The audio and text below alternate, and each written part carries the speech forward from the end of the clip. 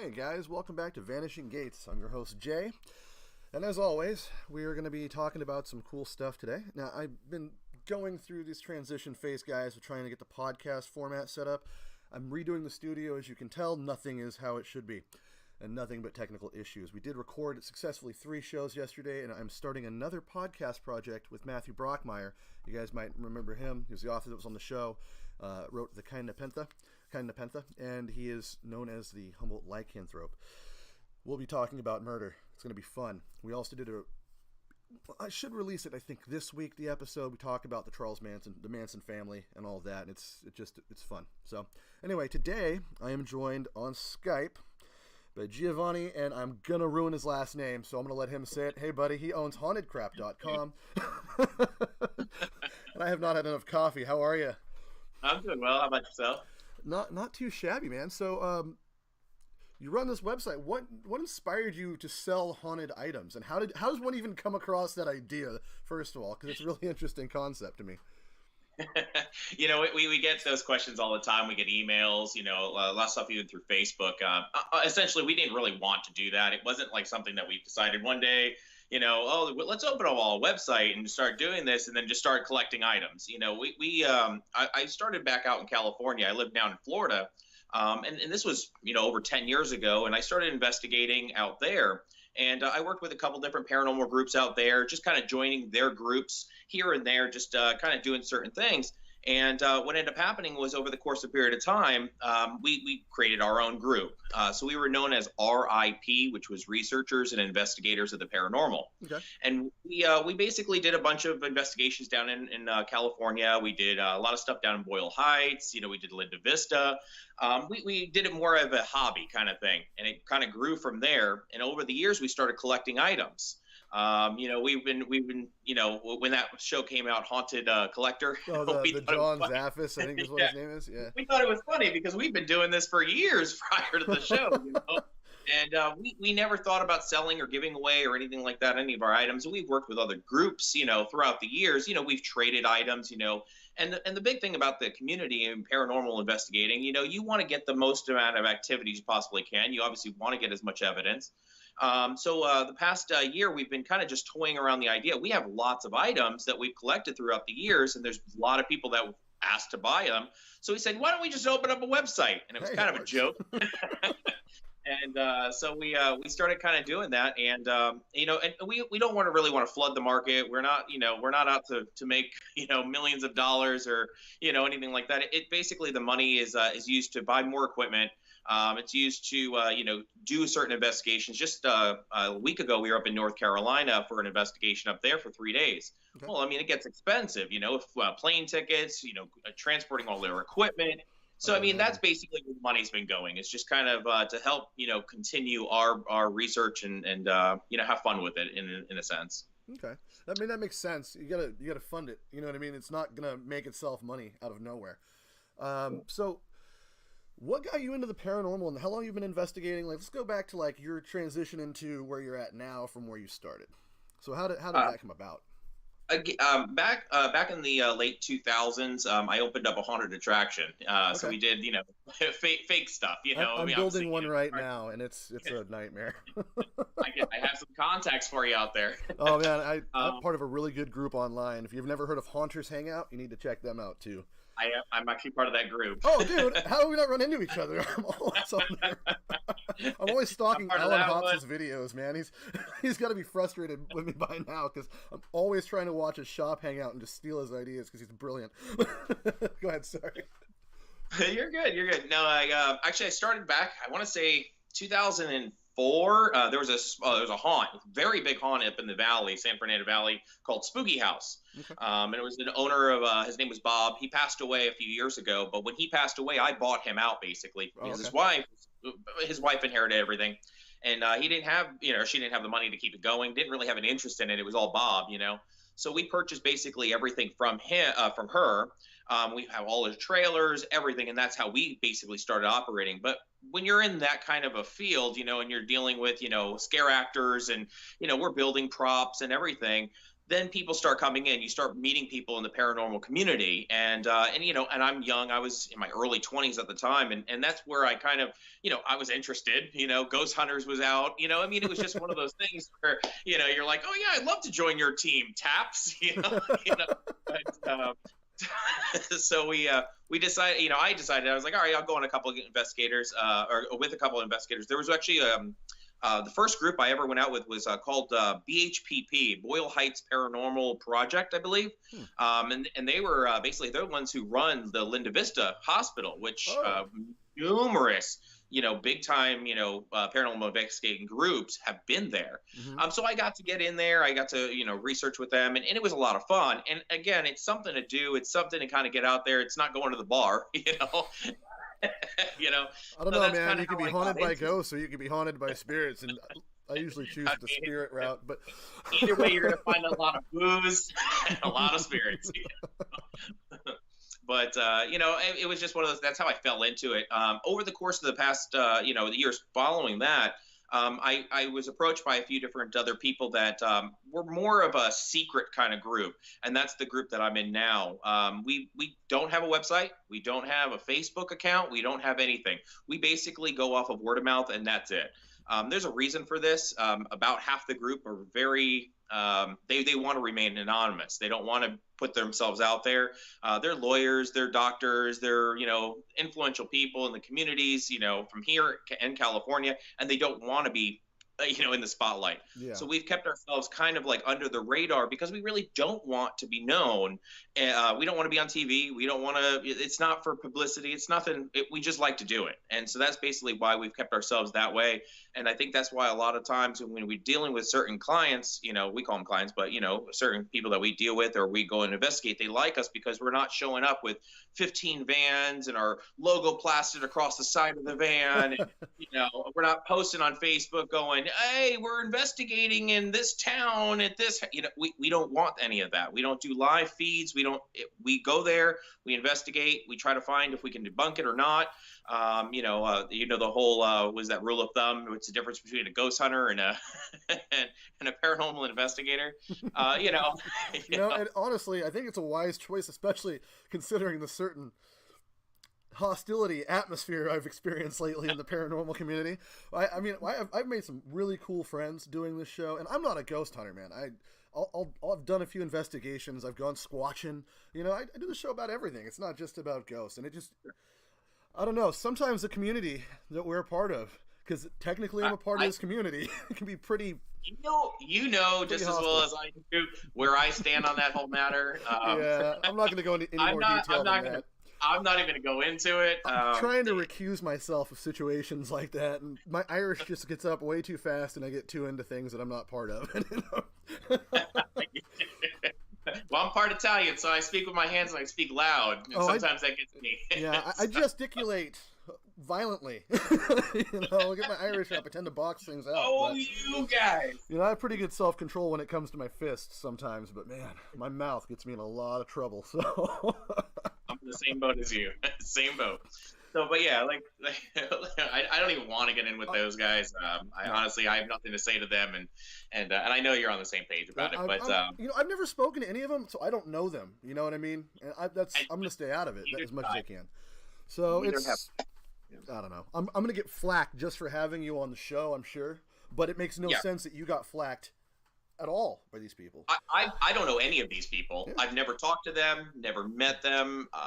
Apparently, I'm the worst person to ever live, and I've heard that about myself too. But yeah, I mean, I don't know. I have no idea why I'm being targeted. I have an idea of why, because obviously well, it's guilt by association. You know what I mean? Yeah, I'm guilty by association, and I never did anything or said anything. But again, there's no proof or no nothing saying against me. So it is what it is.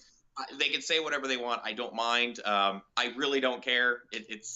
I have nothing against them because I don't know anything about them. I don't want to know anything about them. They're a completely different group of people. So yeah, and I realized like a little bit ago, because it took me a minute to realize this, but I put myself out there. I'm in the media now. I'm doing a thing. I'm not Jim Harold, you know, who was an awesome guy and was a guest on the show, which is the most impressive thing that ever happened to me. But, you know, I have to expect some kind of thing like that to happen, especially when we're talking about the paranormal. You know, you're selling haunted objects. You're going to have to expect there to be some ridicule. And it's a good thing that you guys kept your investigation group quiet on the down low. If you want to figure something out with answers. We do it for a couple different reasons. You know, a lot of people, a lot of investigations that we've been on, they wanted to have, say, TAP. So they wanted to have, say, you know, Zach Bagans, you know, on, and, you know, because obviously they're the ones in the spotlight. They're the ones that everybody knows of. But again, they don't want to be on TV. They don't want people, you know, I mean, again, if you were you know, say you're let's say you sit on a chair at the city, you know, and you have, you know, or you're in Congress, or you're a doctor or a lawyer or a judge or something, and you're having weird activity in your home, the last thing you want is your name to be appearing in the and, well, you know, so that's why we get contacted by those people. And then when a lot of our group are those type of people, you know, it's that camaraderie. It's also the they feel a lot more comfortable having us in their home than, say, the group that has a full, you know, T-shirts and sweatshirts and the hats with their names on it. And we don't do that. There's no purpose for it for us. We don't want to be those kind of people. So, you know, again, it's all word of mouth advertising, I guess, you know, is the best way to say it. For the website, again, we just have so many items. We call it the warehouse. You know, we have a warehouse that basically holds a lot of our stuff. And all of our team basically, again, we're in California and here. And we all have a few items, you know, in our homes, but that we choose to have in our homes. But again, it's kind of silly to just be hoarding all of these, you know, items that we've collected throughout the years and not sharing them with other groups that could be getting more activity or maybe getting more evidence. You know, why are we doing this in the, you know, all paranormal investigators or ghost hunters or whoever you are? If you're doing something in this field, you're doing it for a reason, and we're all in the same boat, regardless of what our beliefs are or not. We're all trying to prove or disprove the paranormal. That's what we're trying to do. So if we're holding on to all this, you know, these items that have, you know, history of paranormal, then we're not being fair to the community. And that's why we decided to kind of open our chest, I guess, you know, and say, here you go, let's see what we can do. You know, again, we've purchased a lot of these items from places as well. You know, so I mean, we're just kind of either making our money back or whatever the case may be. Plus, on top of that, it does cost a lot of money to run a website. You know, we have the IT guys building. I mean, it takes me a lot of time to post and resize images. I mean, just to post one item, it takes me about an hour. I mean, it's a lot of stuff to go along, you know. So I mean, again, that's where the money's going. It's not to, again, we're not trying to get rich off of it. We're not paying our bills, you know.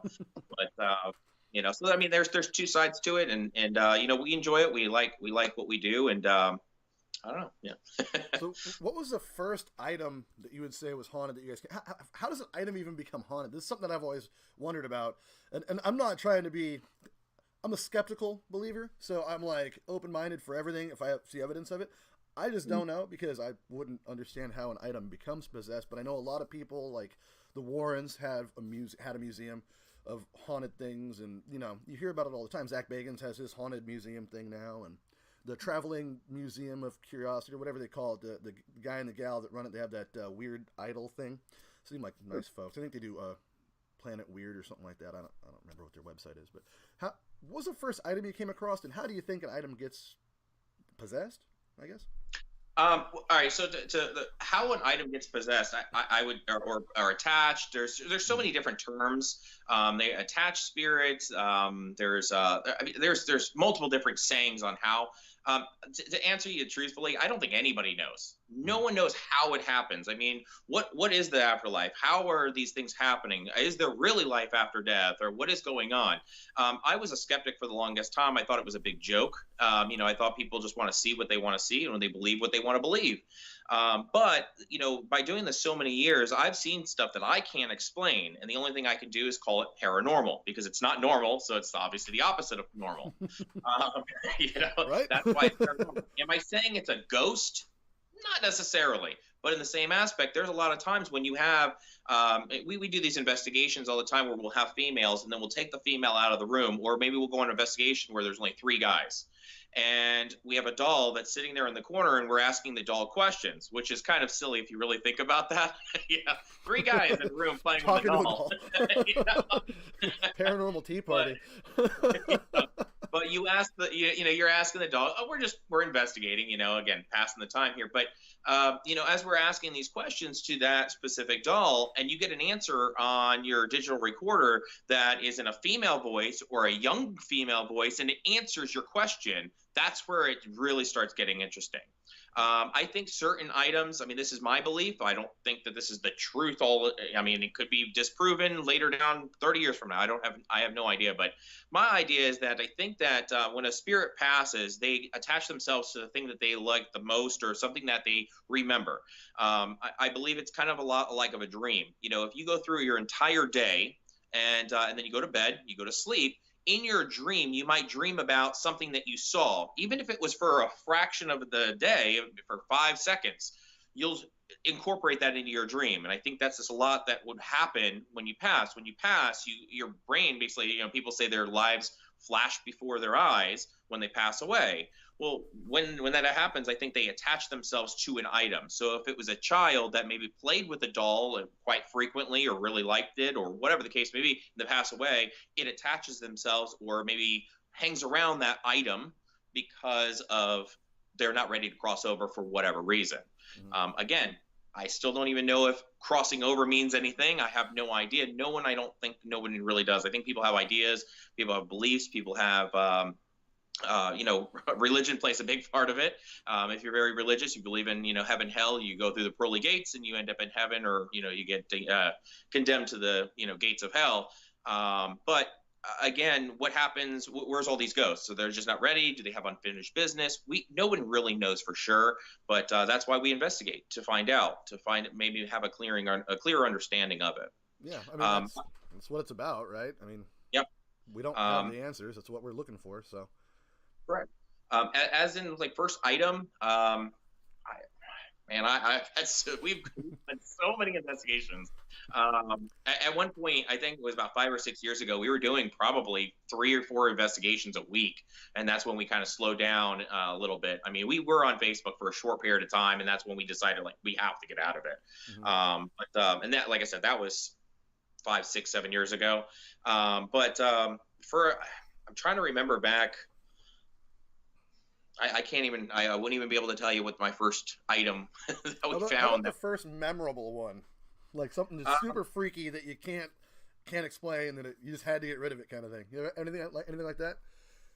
I remember we were investigating this kid's bedroom, and the kid was up talking to things and scaring the parents out. And they had, I'm sure you remember Sesame Street and Big Bird. Mm-hmm. Well, they had a Big Bird doll, but it wasn't a doll. It was one of those where you put a tape into his back. Okay. And you push play, and then Big Bird's mouth would open and close and sing with the tape. And so it was sitting there, and then all of a sudden it just went off. And we were like, all right, well, whatever. It's just a toy, whatever the case may be. So we walked over, we picked it up, took the tape out, took the batteries out, set it on the bed, and we started talking to it because we were kidding around. We didn't take it seriously. We were just joking around. We're like, well, hey, Big Bird, how's Snuffleupagus? And we were just joking around, and all of a sudden, the Big Bird knocked over, and it knocked on its side. Okay, it must have just fell. We picked it back up, and all of a sudden, the Big Bird's mouth started opening, and you can hear, but it didn't sound like it was coming from Big Bird. It sounded like it was coming from another part of the room, and you can hear the same music playing and Big Bird talking. But his mouth was moving, but the sound was coming from a completely different location in the room. And that's where we were like, okay, that creeped us out. We all ran out of the room, out of the house. Took a while. Chased out of a house by Big Bird. That's a hell of a story, man. That was the only time that we've had something where we've literally unplugged it, take any kind of recording device, everything out. There was nothing to it. There's no power going to it, and it continued going. Plus, the audio not coming from the actual toy itself, coming from another part of the room, that's what I think creeped us out the most. And that was why it was so memorable, because it was just, there were so many things going on at once that we were definitely freaked out. It was funny because It's not like the Furby thing, which I don't know if you've heard that people have stories about Furbies coming back to life years and years later and freaking them out, and lots of people have it. It's really easy to figure out what's happening. But Furbies aren't using a cassette player. They have a memory chip inside of them, and that memory has a backup battery. So even if you take the batteries out, it can still turn on, because that's how all your computers and stuff have memory. But that's not the Big Bird thing, because cassette players don't have that. this Big Bird, I mean, it was older. It wasn't, it wasn't like in the same time frame of the Furby. And I think what really caught us, and the more we, even now, I mean, talking to you, thinking back, I mean, how does the sound come from another location? And that's the biggest thing. I mean, when we had it there, you could tell where sound's coming from, but when the sound's coming from over here and the Big Bird's over there, you start getting a little freaked out. The Furby you can turn on, but that was a lot smaller too. It was a lot smaller. I mean, the Big Bird was a good, I want to say, at least 1.5 to 2 feet tall. I remember that particular Big Bird was about the same time as Teddy Ruxpin. And all that was going on at about the same time, and it was the same. I think the same toy manufacturer might have even made the same toys, and used I think a lot of the same animatronics. So I mean, I've been trying to find a Teddy Ruxpin for my haunt forever, and I haven't found one yet. We'll talk. Well, I have a lot of contacts, especially out there. I know you're in Southern California, right? I'm in Northern California. I'm almost to Oregon. Okay. I'm in Eureka. Okay. Way up on the west. I'm by where all the fires are right now. All right. But I definitely have contacts. We our favorite thing back when I had the haunt was going out to St. Louis, Missouri for Transworld. Oh man, I'm gonna go one day. I loved Transworld. Transworld is the best out of all of them. I mean, there's other ones. There's the Midwest Haunters Convention. There's one down here in Florida, down in Orlando, which is really nice too. It's the IIOAP. It's basically, but it's attractions. But Transworld by far is the best. It's we usually went out there for a week. The bars don't close until like 4 a.m. And then you cross the Mississippi River going to Illinois, and now the bars are 24 hours a day, 7 days a week. So I'm always worried that I'm going to end up at Transworld and run into Mike Ross in person. Nicest guy in the world, but he can be scary when he's dressed up in his costume. If you guys don't know what we're talking about, it's a haunted attraction thing, guys. Mike Ross has a haunted attraction, I think, called Sinister Sydney, I think is what it's called. A lot of great people in this group, Haunters, hang out, and they do a talk show and stuff. Great folks out there. You can learn a lot about making monsters. And actually, one of my favorite things is you can learn to debunk some of these things, especially when you're doing investigations. If someone's trying to pull one over on you and you know how to run a haunted attraction, you're not going to get tricked. 9 times out of 10. If you're any good at it, you're not going to fall for the... Because I've seen some setups, and I've done a couple of investigations that were a little shady, but it happens, Anyway, so you got the website going. About how many haunted objects do you think you sell a month, or approximately? Is it a pretty heavy commodity, or I mean, what's the market like on that? It goes in waves. Okay. When we first opened up the website part, because we were doing it, but we were doing it just through kind of like Facebook or just through stuff. We'll sell about 4 to 10 items a month. That was before. When the website went up, within the first month, we sold, I want to say it was about 60 to 70 items. Oh, wow. In the first month. Then all that stuff happened. So about 1 or 2 weeks, it dropped off tremendously. I don't know if it was that. I'm sure that had a part to play in it. But then just recently, the past couple of weeks, I mean, we've ended up going worldwide. I just sent out a package just the other day to Thailand. I sent out 2 different packages out to the UK, both in England. So I mean, they're going worldwide now. Again, if we sell $4 a month or $200 a month. Now, here's the thing, though, is we only have a certain amount of dolls. We're going to run out. We don't. It's not like we have this endless supply that we could just keep making them. And, so that's why we've limited it. Right now, currently, I believe we have about 15 items for sale on the website. Here soon, I'm going to be adding about maybe 4 or 5 more. Once those are 4 or 5 more, then I'm just going to do 4 or 5 at a time. Okay. Again, it's a lot of time to post all that stuff, but in the same aspect, we're not going to just go through all of our items. And there's a few items that we're definitely going to keep. We're not getting rid of. Those are our favorites. But I mean, right now, I think As of right now, we have maybe another 200 items, maybe 250 in Oh, the wow. warehouse. And then once those are gone, they're gone. We still get items in. We get items in from the mail quite often, more often than you would think. I would say 1 or 2 items a month. We'll Oh, just get wow. an item in the mail, and it'll have a description. It'll tell us what's going on. We'll investigate it. We found that 2 or 3 items that we have gotten over the years, there's nothing to it. Mhm. We've debunked it. But a lot of items, more times than most, we will have very, very high EMF readings on them. Sometimes we'll get EVP. Sometimes we get things moving. Sometimes it just depends on the item. We have items that, to be honest with you, when you pick it up, you just feel something. Now, that's a mental thing. I think a lot of times people pick things up and they're like, "Oh, I feel an energy." All right, well, I can hand it off to my neighbor and they're not going to feel anything. It's just really up to that person. We don't sell that kind of stuff, usually, unless it's requested. There's one girl that's bought quite a few dolls for me, and she asked me for jewelry, and I said we don't typically sell jewelry because it really doesn't make any sense. We have some stuff, but again, but she asked me for it, and that's why we started posting some jewelry because a lot of people wanted that. They want to feel that energy. They want to feel whatever they want to feel, and they want to do investigations with it. So I said, okay, that's fine. That because it was requested.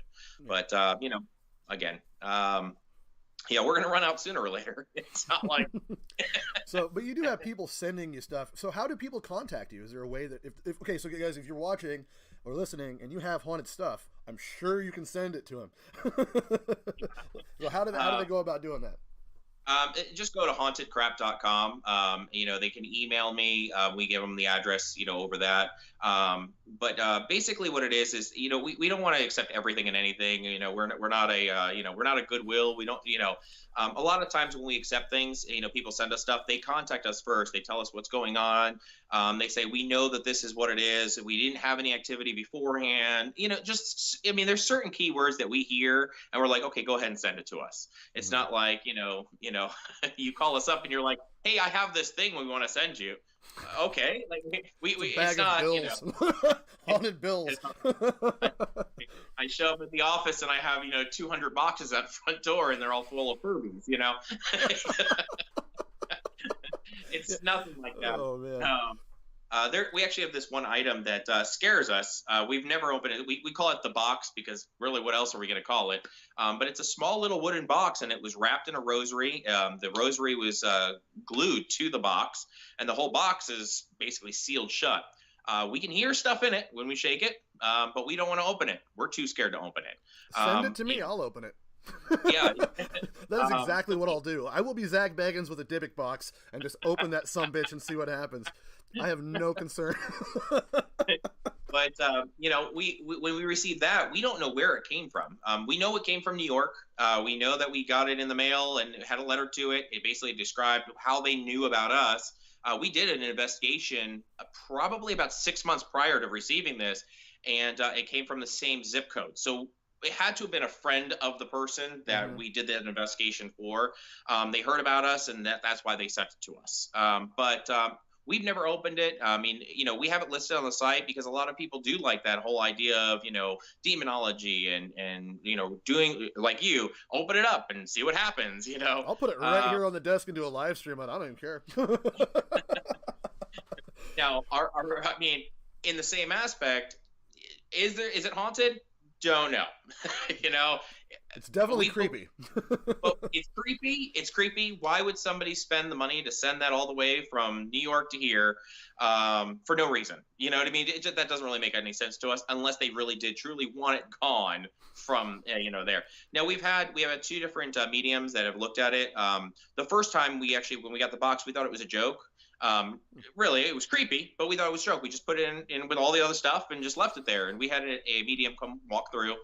She was walking around, and she literally, when she walked into the warehouse, basically the first thing she did, she was drawn to it. She goes, "This thing is evil." Like she knew right off the bat. So that's awesome. Like, all right. So then we ended up, we took that with a couple other items to another one of our friends. He's a medium as well. And we took them to him and we said, hey, give us the information on these items. Well, he automatically picked up that box and he said, I'm feeling this. I mean, he just went off on just basically a list of what he felt off of that one item itself. And that's when we said, okay, so if, I mean, two separate mediums that would know nothing about each other, two separate times, I mean, they didn't have any correspondence to each other. I mean, it was kind of interesting how they both felt like this box was evil or contained something evil. Again, we've done many investigations with it. We've tried to get some readings off of it. We've tried to do, the only thing we haven't done is open it. And again, the medium, the second medium, he told us never open it, so that's why. But whatever you do, don't open this box. It's for sale. I'm really tempted to pick that up, man. I'm not gonna lie.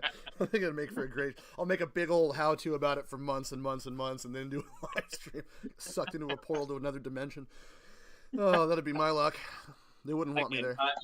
But even in the description, we state we have no idea what's in it. We don't know what's if there's any attachment to it. But again, there's other ones that we have, like I said, the dolls and items that we do have for sale on the website. Those we have investigated. We have gotten activity. We have gotten recordings. We have gotten stuff. Even if you go to our Facebook page, hauntedcrap.com, but it's Facebook.com/hauntedcrap, I believe.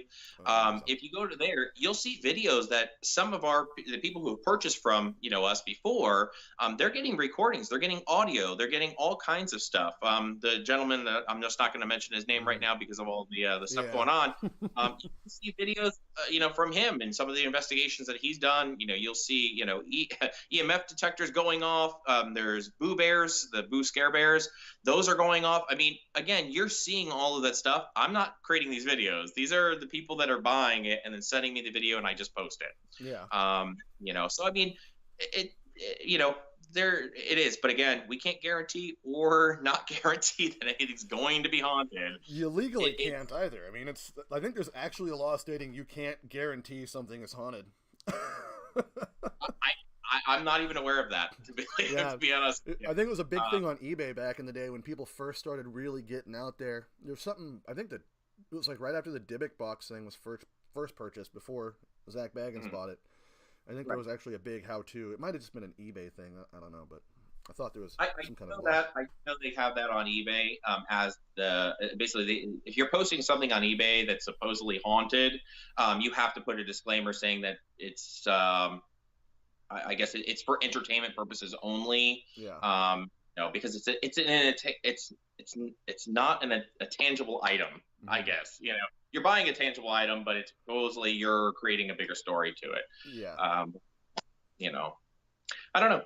So you said you've been on investigations before. Yeah, but on a few. Locally or? Yeah, in the area. I don't travel very much, man. I don't have time for traveling a lot. I would love to. One day, like I said, I'll get the trans world, but there's a few places I'd like to investigate far and wide, but I've just done a few. I've done some houses and stuff and cemetery stuff, which I think is, I don't know. I've never had any luck in a cemetery. But I used to work at a mortuary. And so there was always something going on at that mortuary, and it didn't have any gear, but you go around and you listen for bumps in the night when you know you're the only person there. I was what's called a removal technician, so I was the first guy on the scene to deal with the family and take the dead guy out in a bag and put him in a fridge. And so I'd be late at night. It was an on-call job, and lots of stuff would happen there. But the craziest stuff I ever saw always seemed to happen in church. So, because once upon a time I used to be a minister, and oh, wow, okay, I didn't see that coming. Nobody does. I still do weddings for people once in a while. But yeah, I've done. I lived in a church that had a lot of activity, and I would say it was demonic. I wouldn't say it was ghosts at all. But I've seen things like I've seen demon-possessed people. That's a thing, and it's not like the movies. I've seen people puke black bile out of their mouths. It's usually during what's called revival meetings. If you guys don't know what a revival meeting is, it's when a bunch of Pentecostals get together and go to church every single night of the week and roll on the floor and scream a lot. But there usually draws a lot of there's a lot of emotion going on with this. There's a lot of passion involved. So I'm not judging these folks. It's just that's why I don't go there anymore. It's not in line with what I personally believe, and I take a pretty different view than a lot of Christians on what I believe. So, but when you've seen people's faces change in front of you, it kind of alters things. And I wasn't one of the ones to roll around on the floor and scream. I was paying more attention. But I would hear my name. I'd be up the front on the where the pulpit is playing music, and I'd hear my name clearly called from the back of the room when nobody else heard it, because I lived in the church. And you'd hear walking around all hours of the night when I know I was the only person there. You'd hear slamming doors, get terrible visions, just horrible visions while you're awake. Crazy stuff happened. I think I've talked a little bit on prior episodes, so I don't want to get into all of it. Because it was a long couple of years. It was a transition from the congregation had went from one church and bought another much larger church that had been abandoned for a few years. And people had gotten in there, and there was wax rings around where the baptismal were that would never wash off. We'd scrub it off, it would come back, like there was candles there for some kind of ritual. All sorts of weird stuff happened there. But yeah, I've done some squatching, gone looking for Bigfoot, because I live about an hour from where Patterson-Gimlin was filmed. That footage was filmed. Being from the Pacific Northwest, there's a lot of Bigfoot stories here. I've never had any kind of encounter at all. With the Sasquatch. I grew up watching all those Bigfoot shows, and I'm in my 30s, so I think you're right around the same age as I am as well. And I grew up watching all those shows, and unexplained mysteries and all that stuff, and I loved them. The problem is they never caught them. So I got so frustrated, so I can't watch them anymore. I mean, like the dude Bobo from Finding Bigfoot, he's from where I'm at. He's from here. Okay. Yeah, I've met him. We've drank together at bars a long time ago. Not that we're good friends. He probably wouldn't remember me if he saw me, but I'm going to try to get him on the show at some point if I can when he's in town. I just can never catch him when he's in town. Yeah. Last time I saw him was my buddy had a bar here locally, and they had a comedy night, and that was years ago. So it was enough where it's like, hey man, how's it going? Local recognition. That's about it. So, yeah, man. I've seen some footage that looks kind of legit, but there's weird that none of the really famous people are finding anything. Yeah, and the amount of time that they spend out there. This isn't like a show where it's an hour long. And they're like, well, they should have spent more time. No, they're spending quite a bit of time. Oh yeah. There's people camping out there, setting up traps, food, anything. No matter what. I mean, if it's intelligent, if Bigfoot is intelligent, because I've heard that there's families, there's a female, there's children now, and all kinds of stuff. But even with that being said, I mean, any kind of animal is going to be looking for food. Yeah. That's the first thing. Again, they talk about throwing rocks. I think there's something there, because it's not just Bigfoot here in America, but there's also the Yeti. There's also things in Thailand. I think there's sightings even down in Africa as well. And they have their own. I mean, there has to be something there, but I don't know what it is. And again, I'm glad there's teams out there that are trying to find it. I'm glad there's people that are just as dedicated to it that we are to say paranormal investigating. And for me, I've taken myself out of paranormal investigating as much as I used to. We've done a lot more. I've been doing more of alien investigating. I'm not out there with binoculars and cameras and stuff like that trying to do that. For me, I guess I do more research than anything, trying to find answers, especially for monolithic statues and stuff like that. Again, there's people out there that are consistently out there in the woods trying to find Bigfoot, and no one's found him. Nothing. That said, as much time as I spent out in the woods, like the idea of you coming across, like, I haven't found a carcass. Well, you never see a carcass of a mountain lion. You know what I mean? It's just a fact. It just doesn't happen very often. But that said, I have a couple people that have me almost believing that he's out there, because one guy, he's not one to do tall tales. He doesn't believe in anything, but he'll look you straight in the eye and say, oh no, they're absolutely real. And I heard that. I'm like, okay, well, if he says it, maybe. It's one of those weird things. And then I had an aunt whose ex-husband went out in the woods, and he swore up and down for his whole life it never existed, because he was in the woods all the time. And he came back to the campsite he had wandered off and just was bleach white pale, mortified, and he changed his whole story after that, because I guess he ran into it, like literally walked into him. I guess it was the story. Wow. I never even met the dude. He died before I met him, but he absolutely believed in Bigfoot. So I don't know. The alien thing, there's a lot of stuff going on right now. with government disclosure and the start of the coolest thing ever, the Space Force. How cool would that be to be part of? Even it was inevitable. It's inevitable. It has to happen. It has to be. Has to. You have Richard Branson, who is basically, I mean, from Virgin Atlantic and now Virgin America. He just opened up a whole new fleet basically here in America with Virgin Airlines. He owns like 300 businesses, but now he's trying to do two major things. Obviously, space exploration and traveling for people like you and I, just to pay a ticket and travel through space. And then he's also doing underwater. I don't know if you know about that. Basically, it's going to be underwater tours, but to like basically depth that we've never gotten to before. And they're like submarines that look like airplanes, but they're underwater. So eventually there's going to have to be a Space Force. I think it's a silly name for it, but then again, you have Air Force, you have so it kind of makes sense, I guess. But there's Army, there's Marines, there's National Guard, and Air Force. All right, so I'm sure they could have thought of something a little better, but Starship Troopers is already taken, I think. So yeah, so Star Wars and Star Trek, but well, I mean, and there's it's really crazy that we've had all this, and then we have that radio sound that was it's like lower than we've ever recorded before in like volume, and it's from way far away. We don't have any idea where it came from, and we know it doesn't come from us because it's supposed to be millions and millions and millions of years old, traveling through space before it finally hit us. So, I mean, I heard somebody talking about the moon having a titanium core or shell. They're saying that the moon was hollow. Now, here's the thing: there's been alien enthusiasts and this and that, but let's just say investigators that have talked to like Buzz Aldrin, who's been to the moon, and said, hey, what do you think about the moon being hollow? And he was like, no, it's not hollow. Are you kidding me? And then he goes, but there are scientists that think there's lots of caverns under. What's a cavern? It's a big open space. So I don't know about the moon. They're saying that is. They're also saying there's a moon that goes around. I believe it's Saturn or Jupiter. Same thing. The one I'm actually the most impressed about is Planet X. Planet Nibiru, X. Yeah. That's the one. What did you say? Near? I know it starts with an N. Nibiru. Yeah. And there's actually another name for it too. I had Nancy Leader as a guest on the show once, and for some reason the audio just did not work, and she's really into Nibiru. Planet X. I am so interested in this planet, it's not even funny. It's supposedly all right. So everybody knows about our solar system and how it runs and it goes around, and obviously everything rotates around the sun.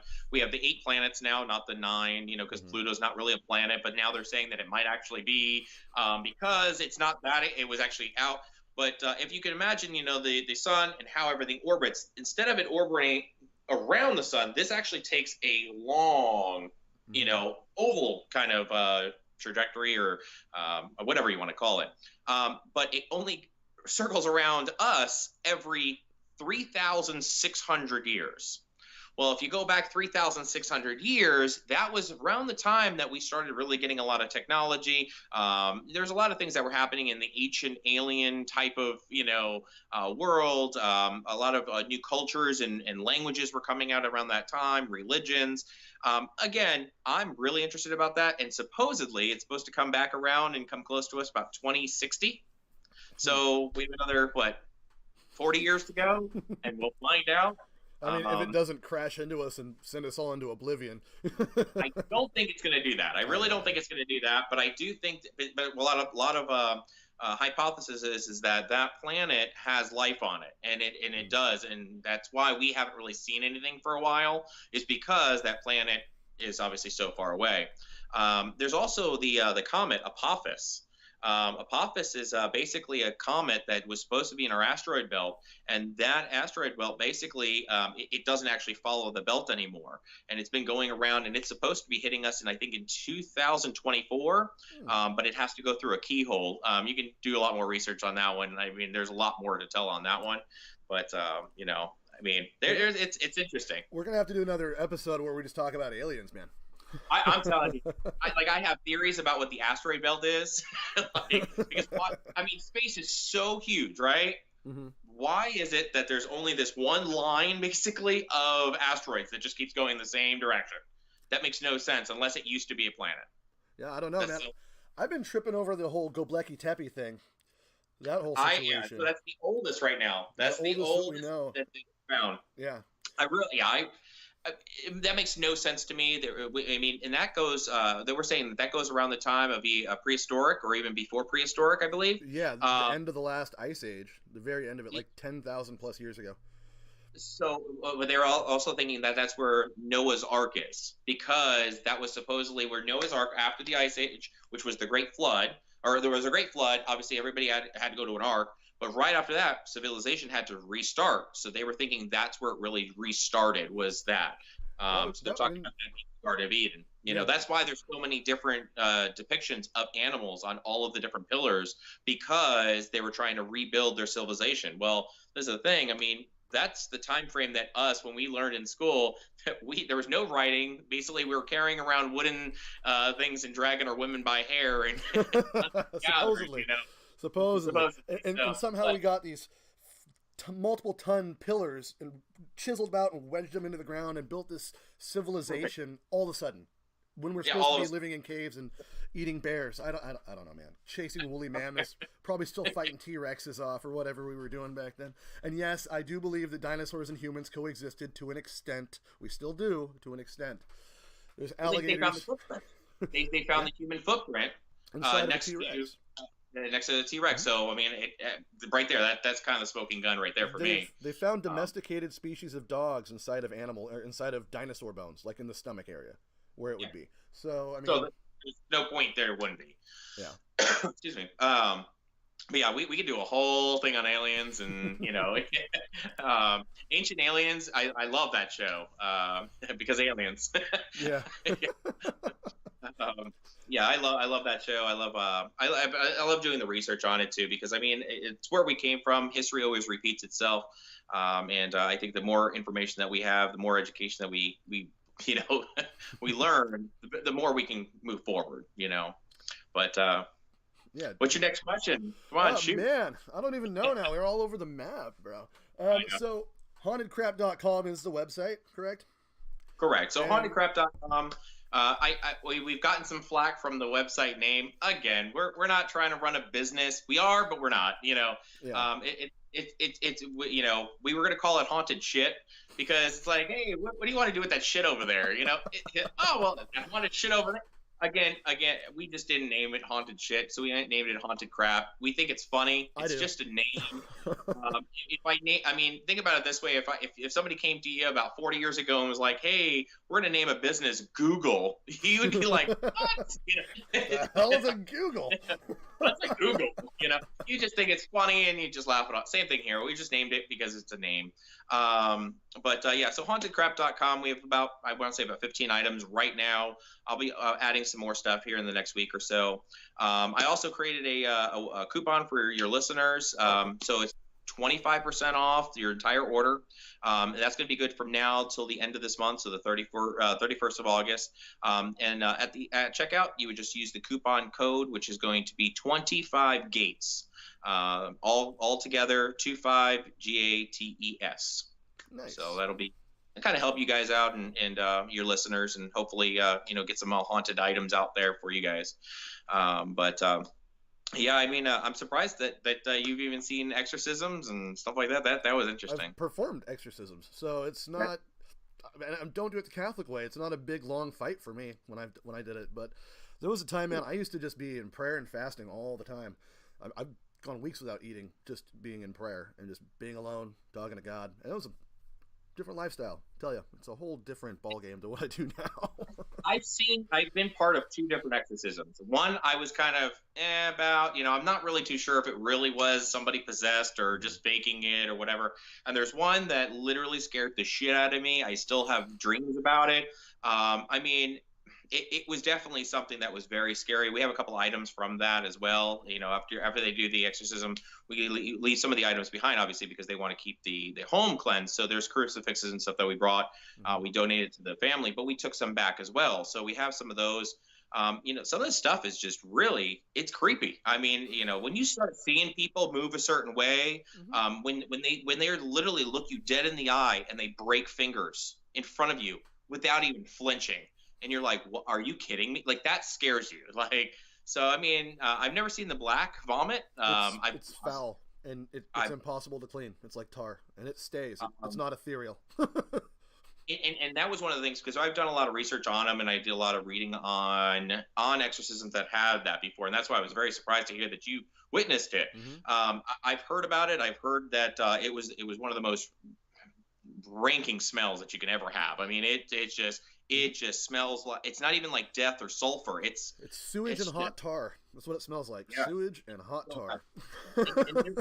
And really, I have no idea. I mean, I'm not a doctor, but I can't think of any other way to debunk that. I mean, there's no way. I mean, I've never coughed up black anything unless maybe I had a night out with Jaeger, you know. Well, But that's about it. and it doesn't. It solidifies and it ruins your carpet. It's just all there is to it, and the church pew in front of it just tears it up. You can't, no salvaging it. It's impossible to clean up. It's disgusting. Crazy. Yeah. That is crazy. And then that was the first time I ever saw someone's face change in front of me too. It was the same. It was the same situation. And we had this person that was going to the church. It was during a revival meeting. Go figure. And she was worried that her daughter was possessed, which she was. The kid was weird. And I say kid, she was a woman, but and I was very, very collected at the time. But everybody else was trying to ask this thing its a name, and she was rolling on the floor and puking up black bile. And I walked over, and people are fighting with it. I'm like, you guys are going about this all wrong. And she's just face is changing and weird crap's going on, just convulsing on the floor. Then they're talking to her and they put anointing oil on her and in Jesus' name, blah, blah. And she changes. Her countenance just goes back to normal. And she's like, oh. And everybody's like, oh, good, we're done. And I just had this inkling suspicion that nothing had changed, And then sure enough, she's normal for a minute. They go back to doing the worship service, and she just starts cackling in someone else's voice. I mean, this is not a sound that I can make. And I'm a pretty big dude. I'm 6'2", 215 pounds, do some weightlifting here and there. I'm not a bodybuilder, and I can make some loud noises just for my size. Mm-hmm. But this is something I could not imitate. It was mortifying. And she left and never came back. And her mom stopped going to the church, and that was it. But she didn't want help. She just wanted to be a distraction. And that's what a lot of them do, is just distract from what other people are doing. Sure. So it's what it was. And I talked to the pastor about it. He's like, yeah, it was weird because the mom wouldn't let you go talk to her because she's convinced her mother that you have a thing for her. And first of all, this woman is a really good argument for evolution, that it never changed, that we're still cave people. Not an attractive girl. Never had been. Not to be an asshole. I'm not the prettiest looking guy myself, but I do have some taste, in what I have an idea of what I like in a woman, and she was not. I'm not into men. And I shouldn't be mean, but I just can't stand that family. But yeah, it was weird. They're like, yeah, they wouldn't let you go over. I'm like, well, it's funny because you guys spent almost an hour with her when other people were wanting prayer over something that wasn't going to change, and none of you would listen to me. So don't ask me for advice anymore. But that was a creepy situation, man. And we would have, like I said, it was a Pentecostal church, and so what they were doing was what they called spiritual warfare classes, which to me, why would you want to pick a fight with something you can't physically fight? I don't go in the ocean because I'm scared of sharks, but they're not going to fuck with me on land. You know what I mean? And so I'm not going to get in a fist fight with Satan. It's just not it's not something I want to do. But that makes sense. And they were egging it on. So I remember I was raised Roman Catholic up in Connecticut, and I remember our church was very old, very big. I mean, the whole thing was stonework, and I just remember if I were in that church by myself, I just got the most uneasy feeling. And we were very active members. My mother and I, we were always there. My mother was running different events, for Easter and Christmas and decorating and stuff like that. We were very active, and the church had a very large basement. And I remember there were some times I was down in the basement, I would feel things following me, but nothing of what you're talking about. That's just absolutely crazy. Man, I've had some weird encounters, and I don't know what it is, but it seems like some people just have more happen to them than others. And like I said, I'm a pretty skeptical person. I've just seen crazy shit, man. It's just, my grandmother claims she's psychic. Everybody claims my grandmother's psychic, but me, I don't know. I don't buy into it. I mean, she does have this weird knack that every time one of her 11 children would be pregnant, she would have a blanket already made, matching whatever the baby's gender was going to be before they had any idea, or things like that. And some strange stuff happens in my family. That's for sure. Maybe it's because I look for it. I think that's why you and I get along so well, is because we share the same similar feelings and viewpoints on a lot of different things. And for me, it's really hard because I try to debunk as much as I possibly can, because I am skeptic on a lot of different things. We don't just, we're not one of those people where somebody comes to us and goes, our house is haunted. Sure it is, buddy. Yeah. And we walk in knowing that it's not. Now, if something proves us otherwise, then we won't believe it. I mean, we really don't. We really don't believe a place is haunted when we walk into it, or there's anything going on or anything. But, I've had those situations through my entire life. There's something that happens and I just can't explain it. Now, what do I chalk it up to? I don't know. I put it in that file in the back of my head, in the back of my brain going, it's something that's strange. Maybe sometime in my life it'll be explained, but it's something that's strange and I can't explain it. I think one of my first time, I was a child and we lived on the second story of a house. So it was a 2-family house, but it was literally, we were on the second story. There's no way for any to be outside of our windows. And I remember getting up in the middle of the night, going to the kitchen, getting something to drink. And I remember looking out our back door window, and out the back door window, basically there was like a little porch and then stairs to go up to the right. Well, I looked out, and off to the left, there was these 2 red beady eyes, and it was just staring at me. But it was floating. Like, I didn't see any figure. It was just the red eyes. That's it. It was completely dark, and I remember seeing it from outside the window. Now, was it a demon? I don't know. Was it the devil himself? Who knows? I have no idea. But again, I can't explain it. I know nobody can stand there. Nobody could be there. I'm on the second story. It couldn't have been a ladder because it was too far away from the window. It was something staring at me through the window. Again, I'm going to put that in the I don't know what the hell that was file in my brain. And maybe one day something will be explained. Most likely not. But, I've seen some really crazy things. I've seen things getting thrown from one side of the room to the other side of the room. With my eyes. I mean, it's some of this craziest stuff. I've seen things move. I've seen things, when you're asking questions, I love the balloon test. The balloon test for me is one of my favorites. You take 3 balloons, all 3 different colors, and you have them, full of helium, and you have them just basically in a room. And you ask a question, and you say, if you're really here, move just the middle balloon. And if that middle balloon starts rocking back and forth and the other 2 are standing there, there's no, that can't be wind. That can't be anything other than, something normal, So, we've witnessed things like that. And that's where you start believing. But again, when we walk in anywhere, we're skeptic. We have to be. Yeah, I actually have a balloon story that happened not that long ago. I live in the house that I live in actually has a kind of it's a really nice house, built by the owner's parents. Really great people. I actually work for the fella, so it works out real good. There was this balloon from one of the birthday parties we had at the house, and it floated into my bedroom, like surpassed the archway, and would just hover over my head on the bed, and I'd move it, and it would come right back. I'd put it in the hallway, come back to my bed. I finally took it, and I popped it, threw it out. My wife is like, what the hell is with you and that balloon? I explained it to her. She's like, oh yeah, I noticed that last few days. How does it still have helium in it days and days later? I can't even keep a helium in a balloon for more than 2 days. It was there for weeks. This thing survived floating around my house before I finally popped it. I was just done. I don't know what it was. It was kind of it was dissettling, to say the least. Just it's my girlfriend and I that live here, and I can't tell you how many times we've had crazy, and it's never like the stuff that you see on TV or in the movies. It is the weirdest of the weird stuff that happens. So the very first thing that happened, and we know what it was, and we corrected it. we made sure that it went back. Since we're here in Florida, we live about an hour and a half, 2 hours away from St. Augustine, Florida.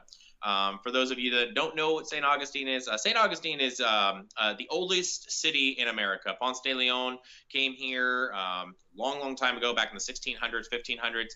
And he actually came to a small town, didn't like it, he came to a small area in Florida, didn't like it. It wasn't habitable at the time. And then he moved north and went to St. Augustine. So her and I, we stayed in a B&B.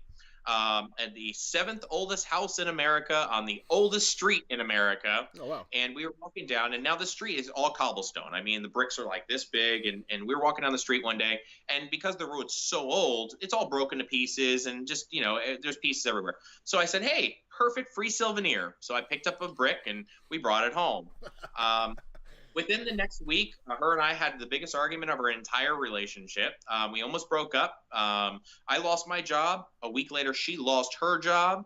There was just all these negative things just started happening to us. Now, hey, maybe we'll call it a coincidence.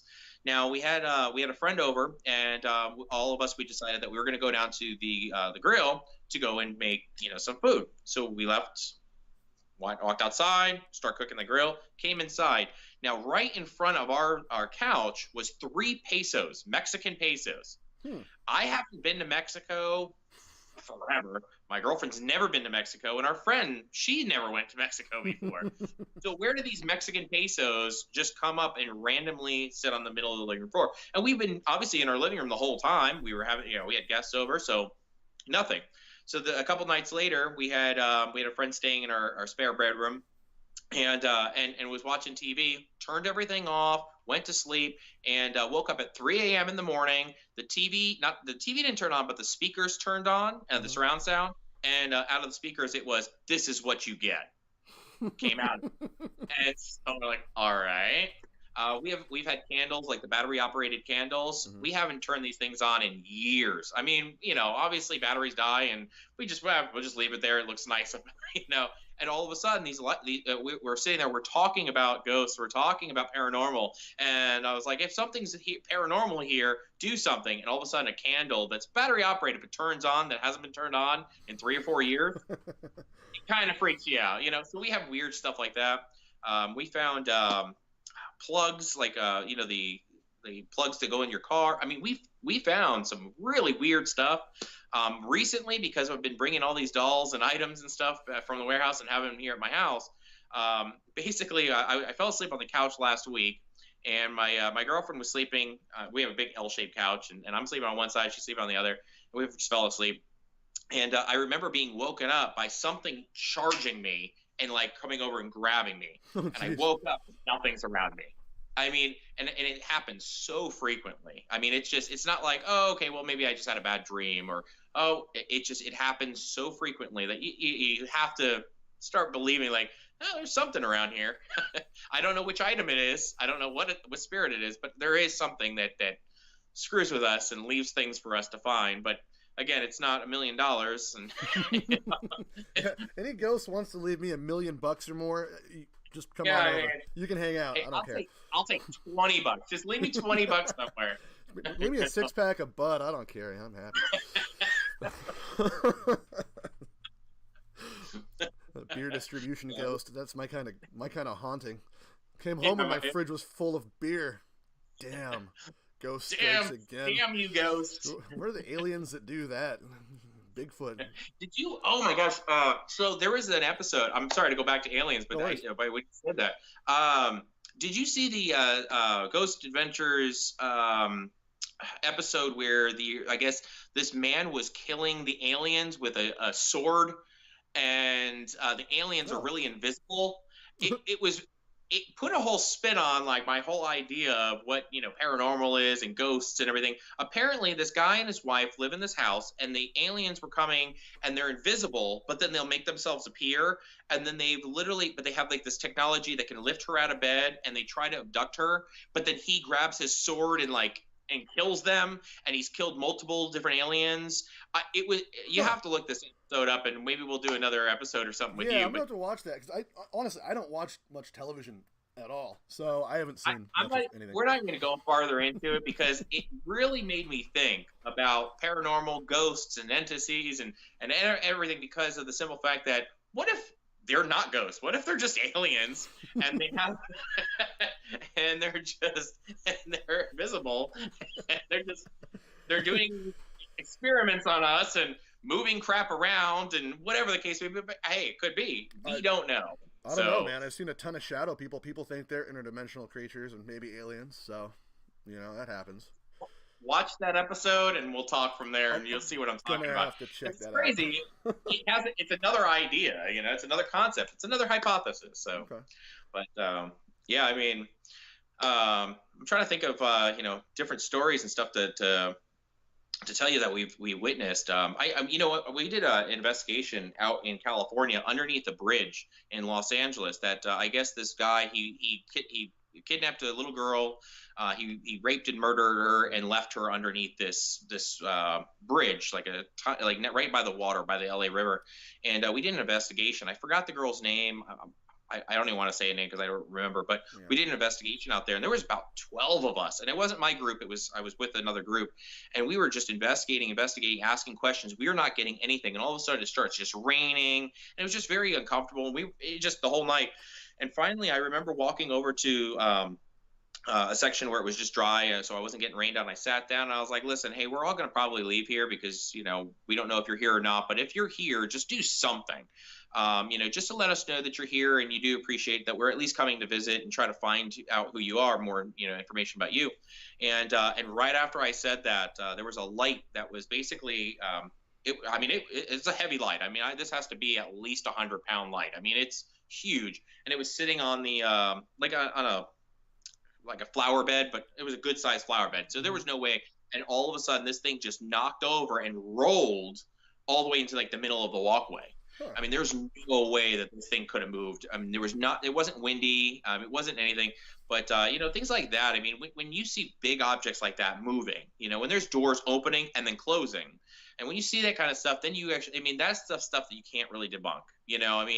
I've seen some really crazy, objects that have been moved or thrown across rooms. Again, I've never had the instance of, there was that one lighthouse that I guess there was a bunch of Asian investigators that went to, and they were in a room and they just kept getting things thrown at them. Again, you never saw where those objects came from, so you really can't say that it was real or not. Yeah. So we just took it as it was a fake video. But when you see that kind of stuff in person, you're like, okay, okay, that makes sense. Yeah, seeing stuff in real life, it's funny because the experiences that I've had, and I still have to debunk every video I see in my head, whether I can or not, I have to sit there and try to objectively tear it to shreds because I've seen stuff, but at the same time, I don't have any video evidence of it. And plus, video evidence is so easy to fake. You can edit a video to make someone look as terrible or as good as you want. You can edit a video to make Sasquatch look real when it might not be. I mean, there's video out there like the Patterson-Gimlin footage is most likely a hoax. I know I'm going to get flack from the Squatch community for that, but guys, come on. Do a little more research. It might not have been, but I've been there, and the guy that said he made the suit's pretty convincing. So, I know the gal that owns China Flat Museum. I think it's called China Flat Museum. It's in Willow Creek, California, right kind of by where the footage is filmed. She apparently has a much earlier copy, like a second-generation copy of the original film, and it's much clearer. Like, you'll never see a better copy, she says. She's watched it twice, and it is 100% clearer than everything else, because she says the copies that we're seeing are multiple copies later. You make a copy of a copy, it doesn't work very well.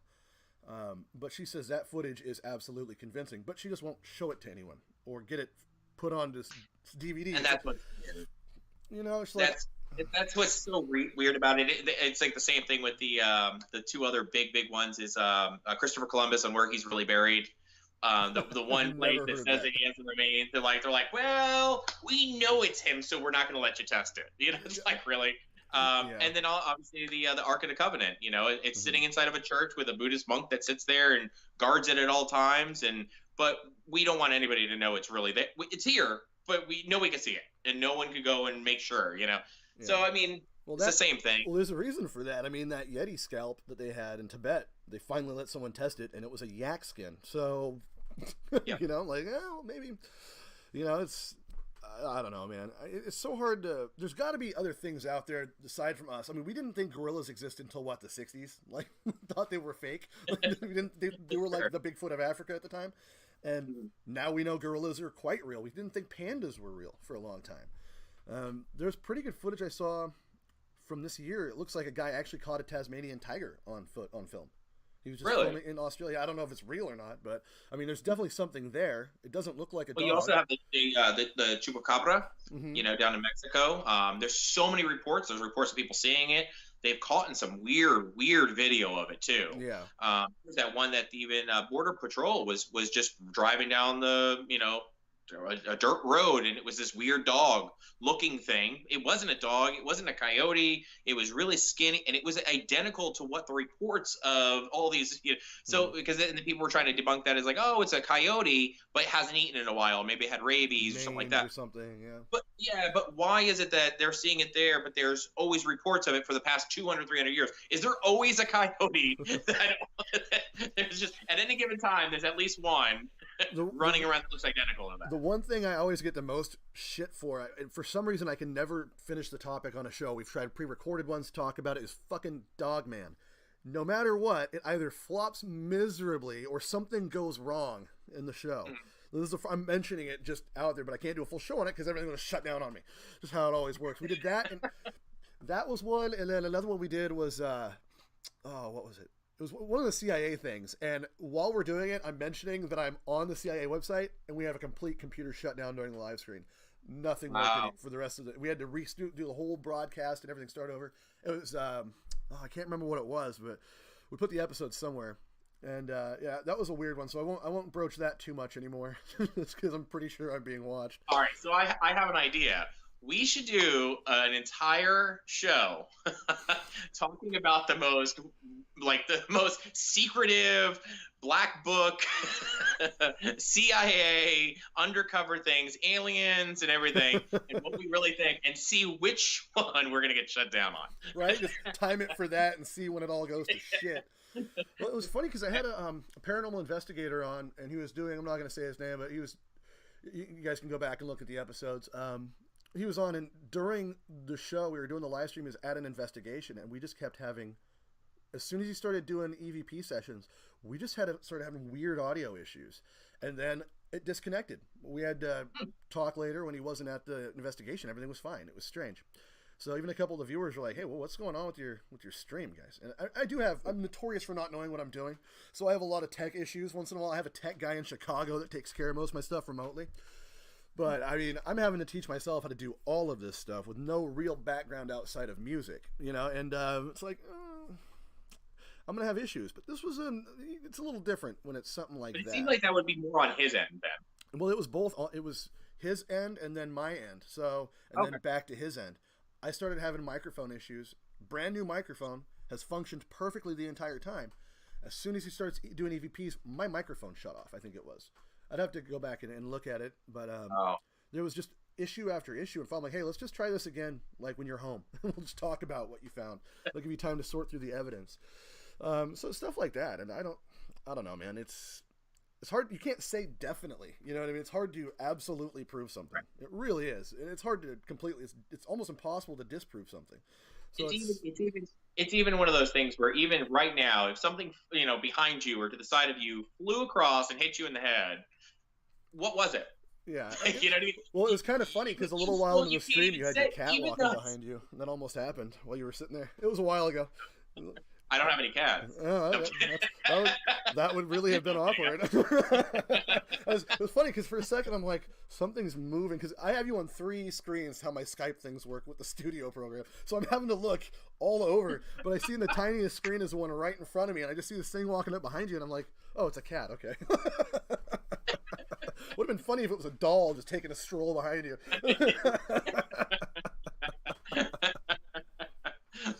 Oh man, yeah. No, I don't have any cats. What are you talking about? But yeah, I mean, even with stuff that's like flying, poltergeist activity, I mean, it's a tangible item that you can see moving on its own. I mean, but what was it? How did it move? Yeah. No one knows. You can say, all right, so we just say paranormal because that's the best way to explain it, because that's exactly what it is. But anybody that goes in and be like, that's a ghost, you know, you need a little bit more evidence for that. You know what I mean? I don't know what it is. It could have been a lot of different things, I guess. I mean, do I think it's a ghost? Probably, but again, you don't know for sure. And the only other way that it's going to be is if something, full body apparition comes up and goes, "Hi, my name is John. I died 15 years ago. I'm going to move this doll for you, okay?" And then move.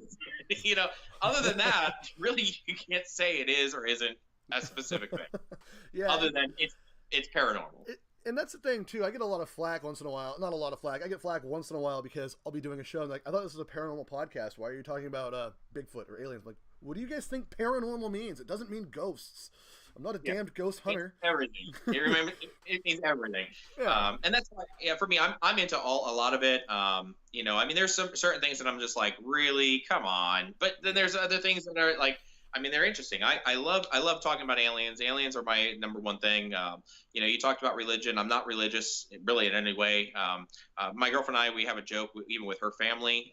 So they do prayers and stuff, and I respect. I mean, if you believe in anything, then that's your belief. If that gets you through the day and whatever. I'm not one to judge, try to change your mind or anything. I just believe in aliens. I really do. That's where I believe that we came from. I believe all scriptures, all books, everything, all derived somehow or another from aliens or stories from extraterrestrials came down at one point in time or many points in time, and that's where these stories are originating from.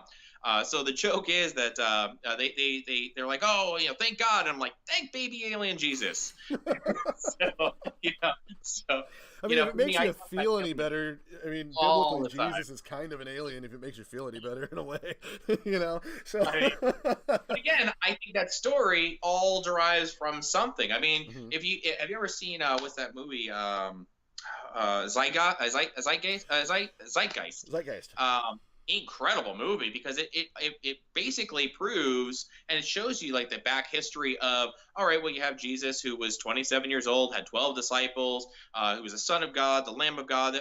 But then 3,000 years earlier, there was another scripture that was from a different religion that had another God. And you can go back even to ancient Egypt, where basically there was a God who was 27 years old, had 12 disciples, was also called the Son of God, and that was Horus. So it's like you keep going back and back and back, and it's like it's the same story over and over again. It just repeats itself. And again, I said this earlier, history always repeats itself somehow or another. So that's why if we can learn about history, if we can learn about where we come from or even things that we're doing now, again, it's only going to make us progress for the future. So until we figure out a way to channel into the Akashic record, there's going to be just frequent questions and frequent repetition. It's all there really is to it.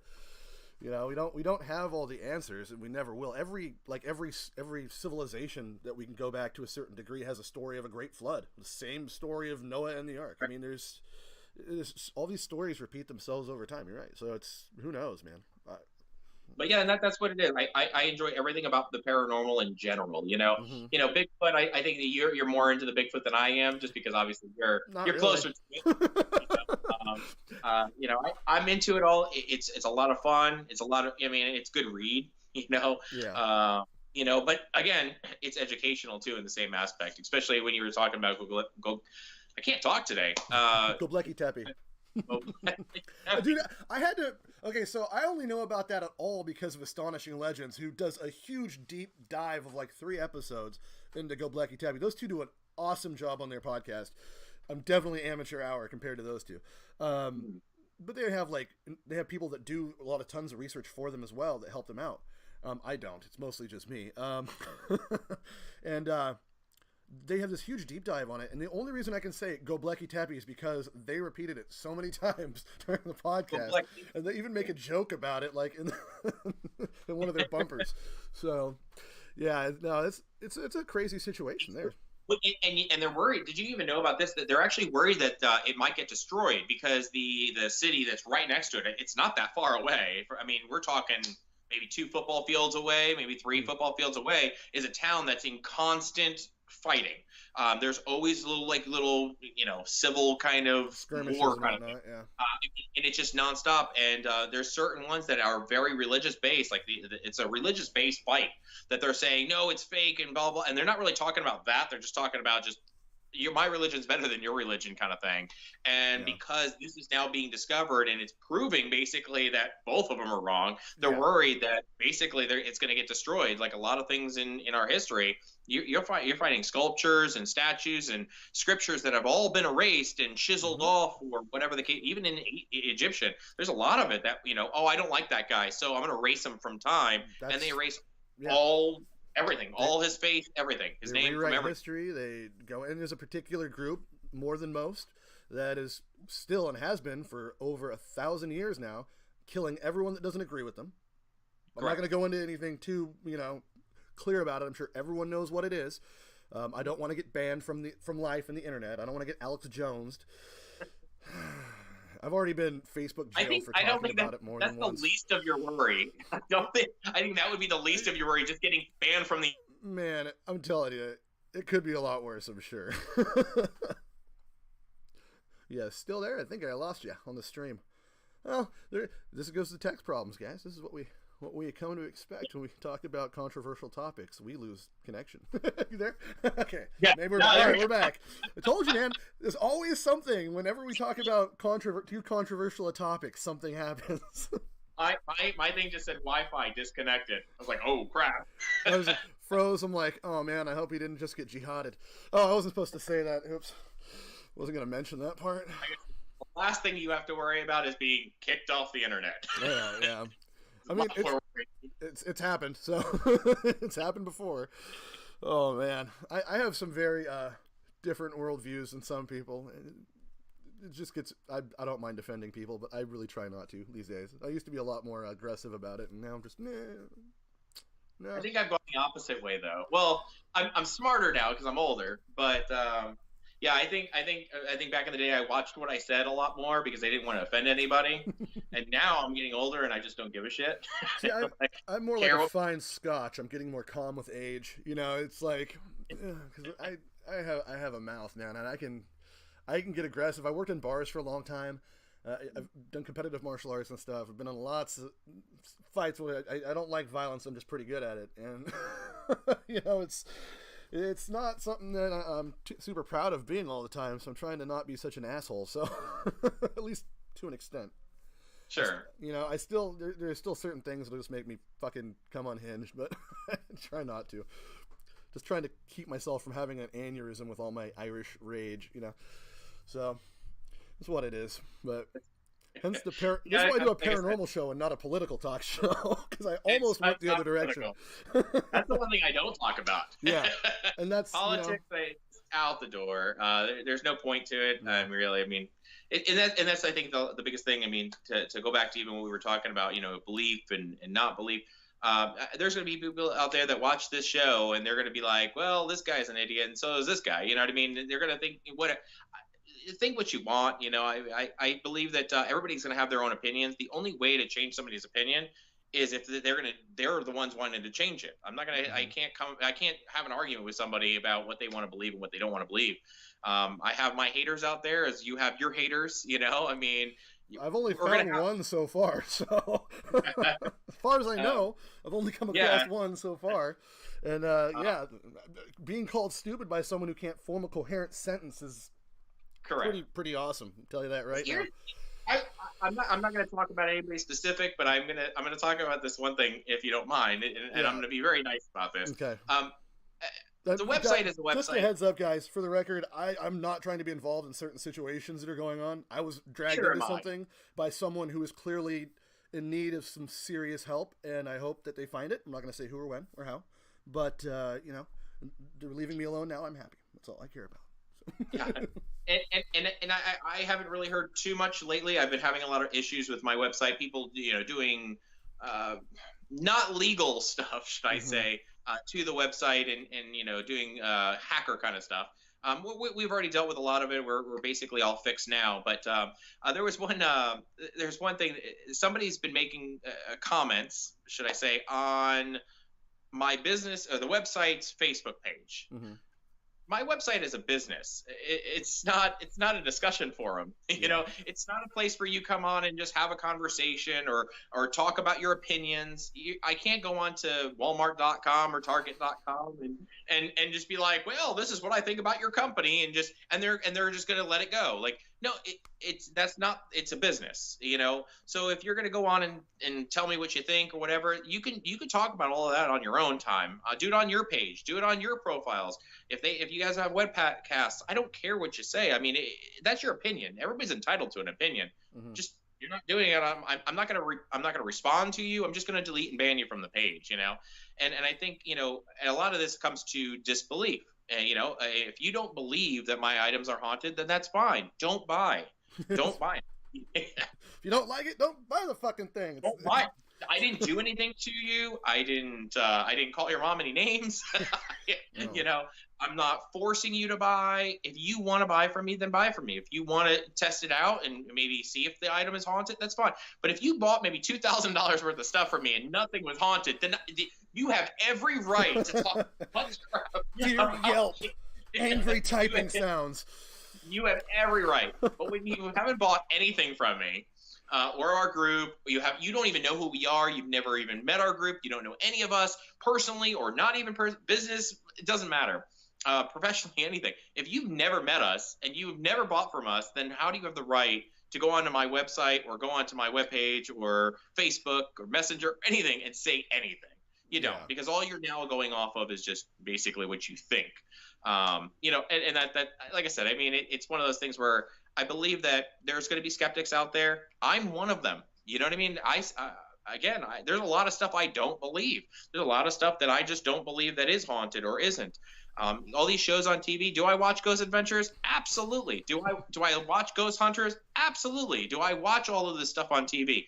Absolutely, because it's entertainment. And do I believe everything that they're catching is real? No. There's no way in hell that they're getting that much activity every single show. And a lot of people come out and said it was staged anyway. And I'm not saying all of it, but it's been people that were on there. The two guys that really get me on television are Jeremy Wade, first of all, from River Monsters, because he catches whatever it is he's going after.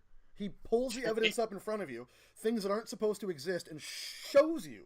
And he's this little English fella who is a fucking catfish that could eat me, and he pulls him out of the water like it's fucking nothing. He'll be fighting this giant stingray for 10 hours. That guy is a fucking monster for sure. He's awesome. And then Josh Gates, that guy and his group, whatever it is that they're doing, that formula works because they're going out and I don't see any evidence that he's faking anything. It's be kind of hard when you're in the middle of the bumfuck Amazon to make ghosts appear. I'm surprised you brought that up. You know, there was somebody that asked me just recently. I don't remember who it was. Maybe it was a kid or something. Somebody asked me, like, if you could be anybody, who would you want to be? And I said Josh Gates. Like, I am so jealous of this guy. I mean, I would want his job. I would want his life. I would want his money. I just, you know, I don't need to be a billionaire. I mean, he's not that rich. I mean, I'm sure he's got a few million in the bank, but like, holy crap. Like, I mean, he's get to travel all over the world. I don't think that anything he's doing is faked. He's not, because there's a lot of times he goes places and they go on, not an investigation, but they go to try to find something. The one thing I don't really like his Destination Truth show so much, but I do like the Expedition Unknown. But yeah, even Destination Truth, they go out, they don't really find too much, you know, but every now and then, every now and then there's something. And Rex Williams, who was on Destination Truth for a couple seasons, was a guest on the show at one point, and I talked to him on Facebook once in a while. Really cool dude. He's got some encounters, and he's not a guy that's really prone to horseshitting you. He seems like a very straightforward, he's got a great sense of humor, very funny dude. He's like an EMT. He's a very intelligent person, very intelligent, and he's not one that is, I don't think he's just going to pull the wool over your eyes like that. It just doesn't seem like it's in his character to just lie about something for the sake of it. And when you're guys like Josh Gates who are traveling everywhere in the world that no people are going to ever go, you don't need to exaggerate much, you know. Some of the ghost hunting shows I've seen, I'm just like, I could make that effect happen for sure, you know. And there was an episode of Ghost Hunters too that had something that back in the day, there was that whole thing between Ghost Hunters and Ghost Adventures, which was the better. And I would say, and I was on the Ghost Hunter side, because Ghost Hunters, you know, Taps, and Jay, and I forgot the other guy's name, Bill or something like that. But Jay, They were basically, they went in just like we do, and they try to debunk it. If you can debunk it any which way, and I remember watching episodes of, like, there was one episode where the homeowner or the restaurant owner, they had certain things that were like, that's what I was just going to bring up. Yeah, and they called them out. They called him out, and not only that, you can see the look on Jay's face, and when he was talking to them, he goes, "We don't like when people try to screw us over, and I mean, if you're going to fake evidence, I mean," and you could see he was pissed. Yeah. And it was almost like he didn't even want to do that, but because for the show, he had to have that last interview, and just, he was so mad at the guy. But again, that's why I like them, because it seemed like they were more legitimate. They were a little bit more believable. You know, Zach, I love Zach to death. I mean, I've met him before. I've been to his museum out in Vegas. I like the guy. He's a cool guy. I really do. But again, when you're talking about the stake of a show that's been on for, 13, 16 seasons or something like that now, he's been on forever. He's got to come up with something. It is the nature of TV. I mean, I obviously, I lived in LA for a long time. I lived there for 10 years. I was in the movie industry. I've seen what they had to do. I've worked on, like, Bachelorette and The Bachelor. Those are all scripted. I've been on. Do you remember MTV's Next? It was the bus. There was a show. It was basically a dating show where basically they would have like 5 guys on a bus, and there's one girl that's off the bus, and they had to go through. And then basically, when you get off the bus, you go on the date, and she goes next, and the guy gets on. Yeah, I do remember that. Yeah, I was on that show. You know. I was one of the guys on the bus. This is the thing. I was only on the show because I knew the producer. Him and I used to party a lot, and he thought I was funny. And I mean, in my 20s, I was wild and crazy. And he's like, just do the craziest things you could possibly. And so I remember the writers coming up to me, and the writers would say, all right, we want you to say this, this, or this. But the producer told us that you could just do whatever you want.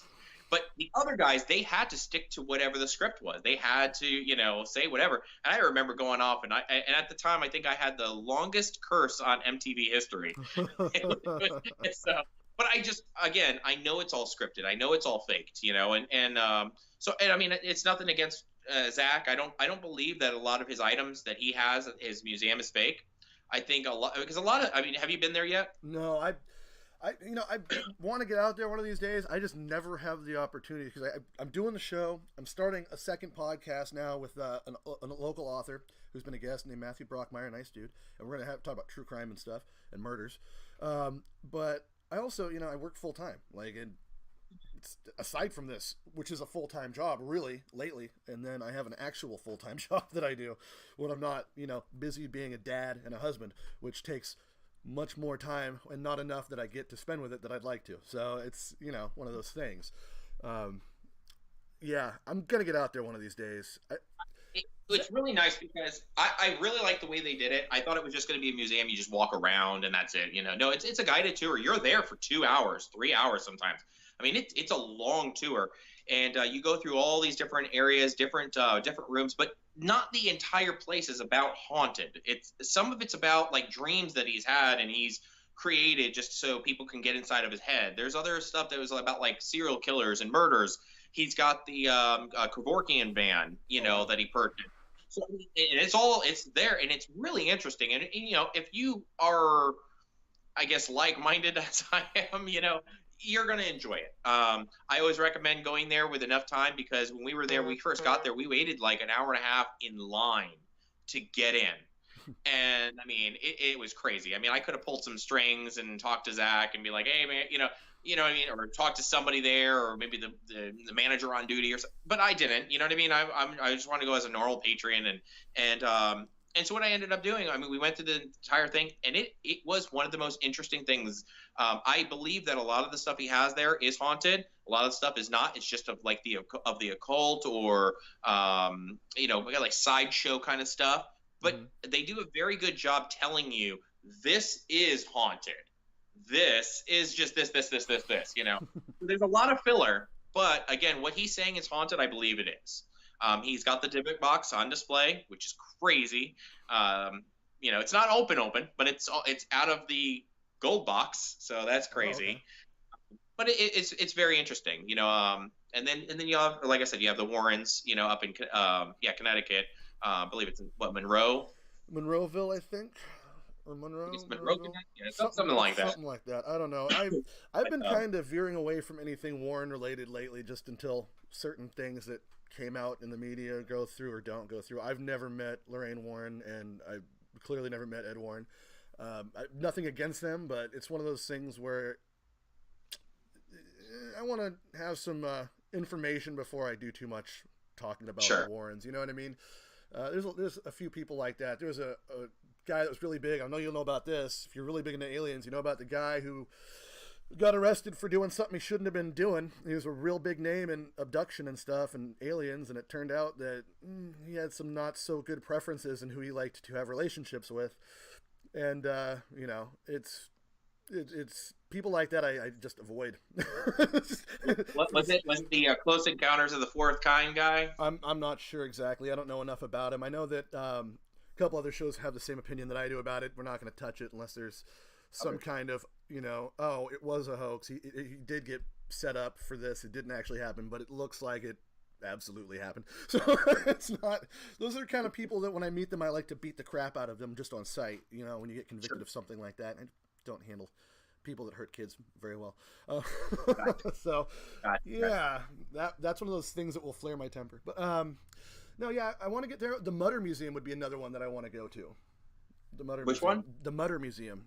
That's something I've always wanted to go to. Yeah, it's medical oddities and stuff and things like that. So really, really cool. It's kind of like a Ripley's Believe It or Not, but more like put together, I think. Okay. Yeah, I don't travel though. So I mean to, like I said, I've been meaning to go to like Trans World and Haunt Cons and stuff like that forever, and just Comic Cons that are not too far from me that I never make it to either. So you know, my next vacation, I wanted to go and do something like that.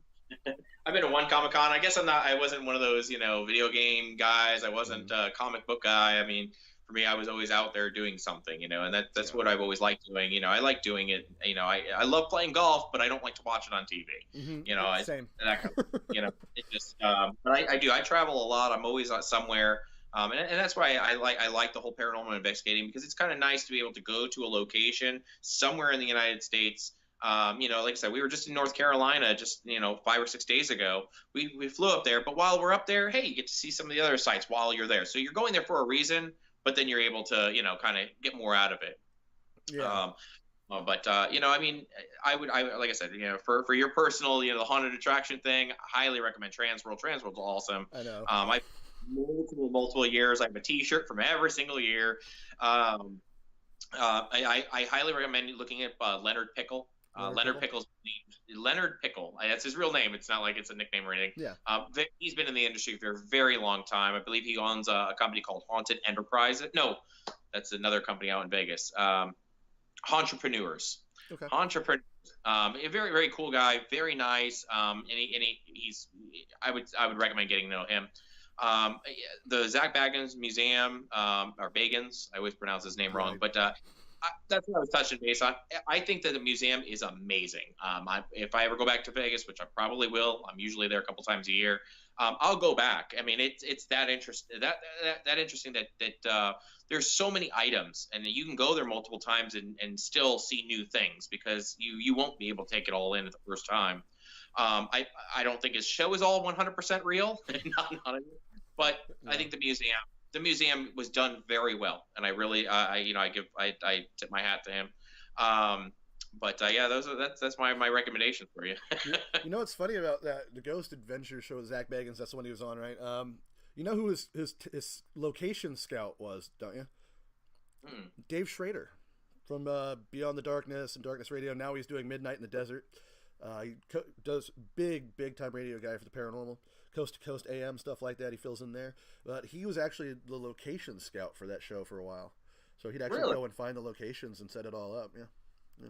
Huh. So that's when I realized that, I stopped bashing on Zach Bagans a little bit more than I used to. Before I was involved in the show, I used to watch his show and think, man, who is this guy trying to pick a fight with a ghost? Like, and then I got to realize he wasn't such a big douchebag as I thought he was. And if I ever meet him, I have to buy him a drink and apologize to him for thinking bad about him back in the day. Like I said, I've met Zach like twice now. You know, he's a great guy. He's really cool. I mean, I think that, again, a lot of people bash him, especially because he's on TV, and I'll be one of them. He gets annoying on TV sometimes, just the way he says things. But again, if you've been in the industry, you worked in the in front of a camera before, sometimes it's really freaking hard. You have to think of something to say to fill that block, or or get somebody excited or whatever, and you have to create that. And again, when you're on TV for 16, I mean, I don't even know how many seasons he's been on, 13 to 16, I'm assuming. When you're on that long, you're gonna piss couple people off. You're definitely gonna get annoyed somewhere or another. But I like him as a guy. I love his museum.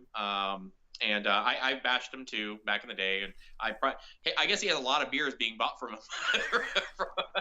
So yeah, no, it's one of those things where I've started, as I get older, I realize that I don't know people as well, and I stopped trying to be super judgmental of people that I don't know, if I can, unless they do something really dramatically stupid, and then I'm just like, oh, fuck you, you know what I mean? Like, but just especially in light of current events, I'm just like, I'm just gonna chill out a little bit, man. It's too easy to get attacked. Part of it is anytime you put yourself in the spotlight, you're gonna have people shit on you. It's just what it is. Oh, absolutely, absolutely. So he's gonna get flack. I can already. I'm gonna get off this this video at some point, and I'm gonna look at my email, and I'm gonna see like 10,000 emails. Even when you first asked me to, about the show, I said yeah, because I could talk about something, even if it was just aliens or whatever. Yeah. And I talked to a couple other people in the group, and they said as long as you don't name our names and stuff like that, we're cool with it. You can talk about us, which is fine. And that's why we continued with it. But I know we're gonna have people that are like, well, if you did this, then why didn't you do this? Because we didn't. That's why. Because fucking, I don't know, man. I didn't know my crystal ball wasn't charged. Fuck. How am I supposed to know it all you want all the fucking time, man? It's like, I get stories once in a while from people in my email, very seldom, and I've been trying to get more and more stories from listeners just to read them because it's really fun. I want to hear what other people's encounters are. But it's so time-consuming to write an email that no one does it. So I get one every few, and I'm always like, hey, man, if I read a story, I try not to put their name on it unless they want me to, because, fuck, they don't need to be out there. They just want their story out there. I'm the asshat that turned a camera and a microphone onto myself and put myself, broadcasted myself. I kind of have to expect some shit. It's gonna happen. It has happened, Overall, the response has been pretty awesome. I had to take a sabbatical for the show for like 3 months, and I'm just now starting back up. And it wasn't because of anything specific. It was full-time work plus trying to get the podcast format done because I did it backwards. I should have started with the podcast and done the live stream videos. But so I've been recording shows and doing research, and I've been building a haunted attraction in my backyard, and that's fucking time-consuming, And I'm the only person building it. I don't have a crew. I don't have cast yet, and it's almost October, and I've gone through 32 pallets to build walls with, and not even a quarter of the way done. So it's it's time consuming. You're gonna get through it. You'll get through it. I will tell you. It's one of our first years that we were in Sherman Oaks, California, and we were building and building and building, and we had like long story short, we built this entire haunted attraction, 8,000 square feet. Now I don't know if you know how big 8,000 square feet is. It's pretty huge. Huge. So we built the entire it was outside. We have a huge tent. We rented a tent. It was $10,000 to rent the tent, not including 4 basically semi trucks that full of wood. We built this whole entire thing out, and then all of a sudden the city came in and said, well, you're not zoned for that. And so they came out. We were 5 or 6 feet into a parking lot zone that we weren't supposed to be in. And so we had to, so they're like, well, why don't you just take everything down, come back next year, we'll come out and zone before you build. I'm like, what? We already spent $100,000 to be here. No, we've already marketing, everything. So we tore the entire thing out, hired the tent company to come back out to move the entire tent 6 feet. Oh my gosh. And then rebuilt the whole thing in like 3 or 4 days. I mean, good thing we knew where everything went. Yeah. I mean, still, it was myself and another guy, and he's still my best friend to this day. And what's crazy about the whole thing is I was 265 pounds at the time when we first started. I weighed 180 by the end of the month. So I lost a grip ton of weight and a grip ton of money. So haunt season's brutal, man. You hear some of these guys talk about it, and I'm looking at some of the posts. I'm just like, man.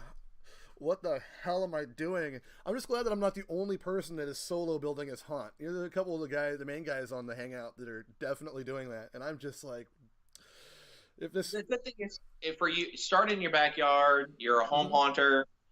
It's really good to have a home haunt because you can build a following. When basically you're going to get to a point, 5 years from now, 10 years from now, if you just keep doing it, you're going to get a following. People in the neighborhood, their kids, their friends, their family, and you get so big, the city will come in and actually be like, "Well, you need to move. Yeah. You need to move this. You're taking up too much traffic. You're blocking people's driveways." And that will happen. That's happened to many people. Well, there's a guy. I want to say his name is. I don't remember his name, but I know his haunt. It's he owns ROT, ROT. It's called Reign of Terror, which is in the Jan's Mall in Thousand Oaks, California. And that's how he started. He started in his home. He just had a home haunt, and the city came in and was like, "Listen, you need to move, but we like you so much. We have this space in the mall that you can have for free. Just keep doing it to basically, it gives the community something to do." Yeah. And he basically gets to run a haunted attraction. He gets to leave this stuff up all year round. He doesn't need to build it every year. He basically just goes in and takes and moves things around. But it's all indoors now, and it's a free rent space. Like, really, he lucked out. That doesn't happen usually. That's an act of God or something on your behalf. He's a very, very lucky gentleman. Very lucky. Yeah, I have that Irish luck, so it's not that easy. I'm not even doing it for money. I'm just doing it for the neighborhood. We had the local haunted attraction that would go up every year.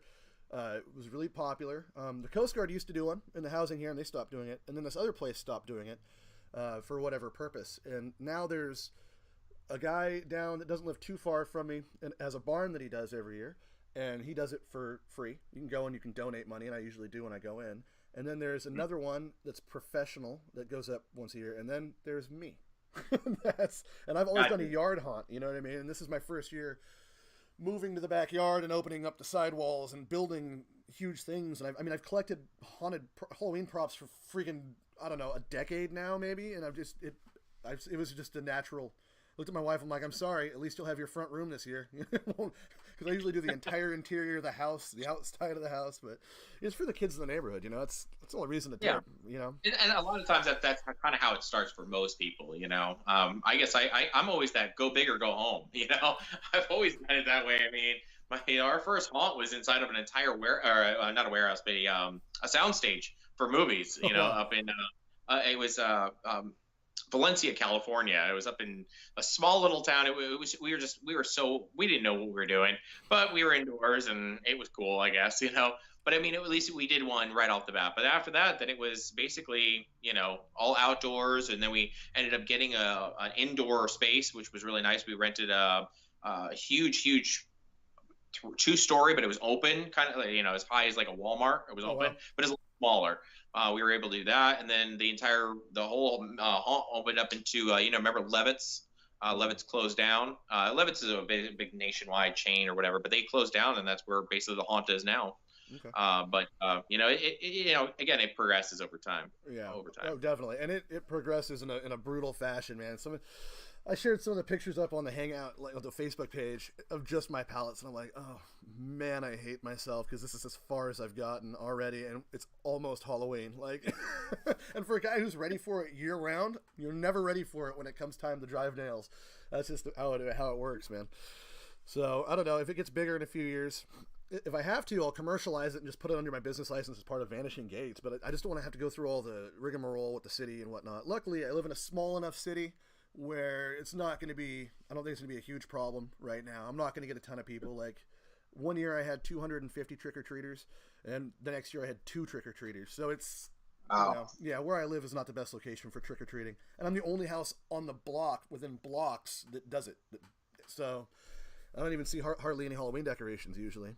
But yeah, but maybe by you doing this, we'll kind of spark that up for the coming years, I have hope. Here's my problem and what my biggest worry, because it happened to me last year. I woke up at 4:00 in the morning to some asshole destroying my entire Halloween display the weekend before Halloween. And when I say display, yard haunt. It was a pretty decent amount of stuff for just being on the yard. But he was just tearing shit up, and he got beat up pretty good because he tore weeks worth of work apart in minutes just because he was drunk and just being an asshole. So yeah, luckily I woke up and before he was able to tear everything apart, but he did probably a couple $1,000s worth of damage. I had to, and all that work. Mostly it's the effort. But we were able to get it all back together. Like the next day, my buddy came over and we somehow managed to hammer all of it out just because we had to, because we were doing a live stream from the yard. So we did a live show of Vanishing Gates from my yard on Halloween. We usually do a Halloween show, so that's what we've done the last couple years anyway. Sure. Yeah. Sage advice. What's your theme this year? I'm sure. I'm not even going to start with a theme until I've got the walls finished and the roof on it, because it's about to start raining in Humboldt, and if I don't get everything sealed up tight, it's not going to happen this year. And I'm already past the point of stopping and tearing it all down. So, it's going to be, I don't know. I was going to do swamp to table was the haunt idea at first. So we're going to have swamp scenes and stuff, and some creepy thing catching stuff, and then just monsters eating things, and restaurants look schwanky, and didn't get that far. Oh. So, yeah. And what it really is going to end up is trash bag ghosts. It'll be a little more. I have 5 fog machines. I have one of them's 1,000, a couple 400 watt, 2 1,000 watt ones. I think 5 or 6 fog machines. I have 3 projectors to run stuff, just off in the distance and in the windows. I do the inflatable thing out front. I'm not going to put them in the haunt. That just seems kind of goofy. But I'm not going to go morbidly nightmarish either, because again, it's for the kids in the area. I don't want parents leaving me hateful messages on my door the next day when their kids wet themselves yet. I'll wait till I am more professional in the haunt to do that. So I'm not at the point where I'm buying a Home Depot dragon yet. Let me just put it that way. I'll get there. I'm more like the partial crate with lights and hands sticking under it mode still, because that didn't go around enough like last couple of years. Oh, I don't remember how many times that got shared last year on that page. It was just a nightmare. Oh man. Jeez. Just get your skeleton is the little paper with the posable arms. I do still have some of those little green skeletons. Yeah, no, I have some Buckies.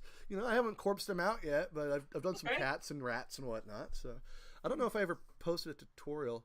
I actually just started sculpting mask molds and stuff this year, and doing just basically stalking Ellen Hops on Facebook and just trying to take any gleam of advice by bothering Jason Glenn from Cotton Studios as much as I can.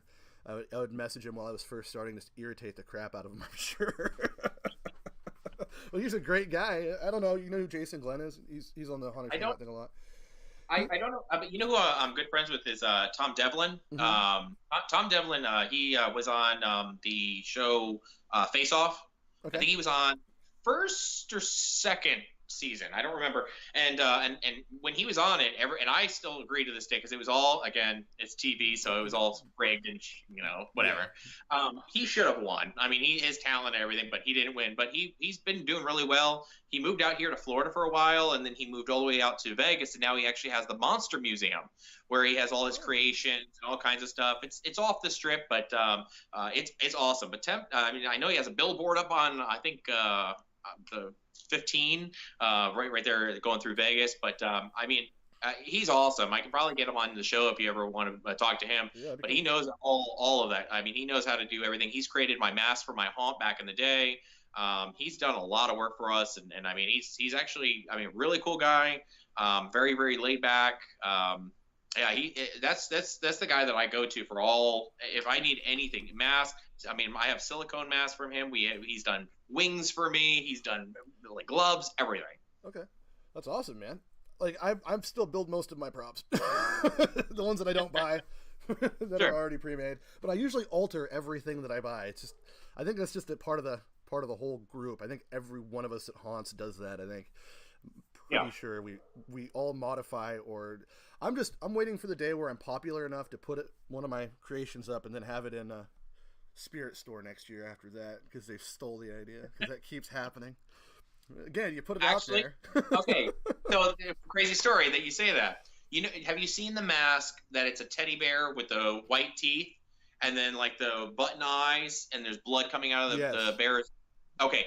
It was so popular that Spirit took it, and it was so popular that Walmart actually started doing it. That was Tom Devlin's design. Oh, okay. All right, so that's where it all came from.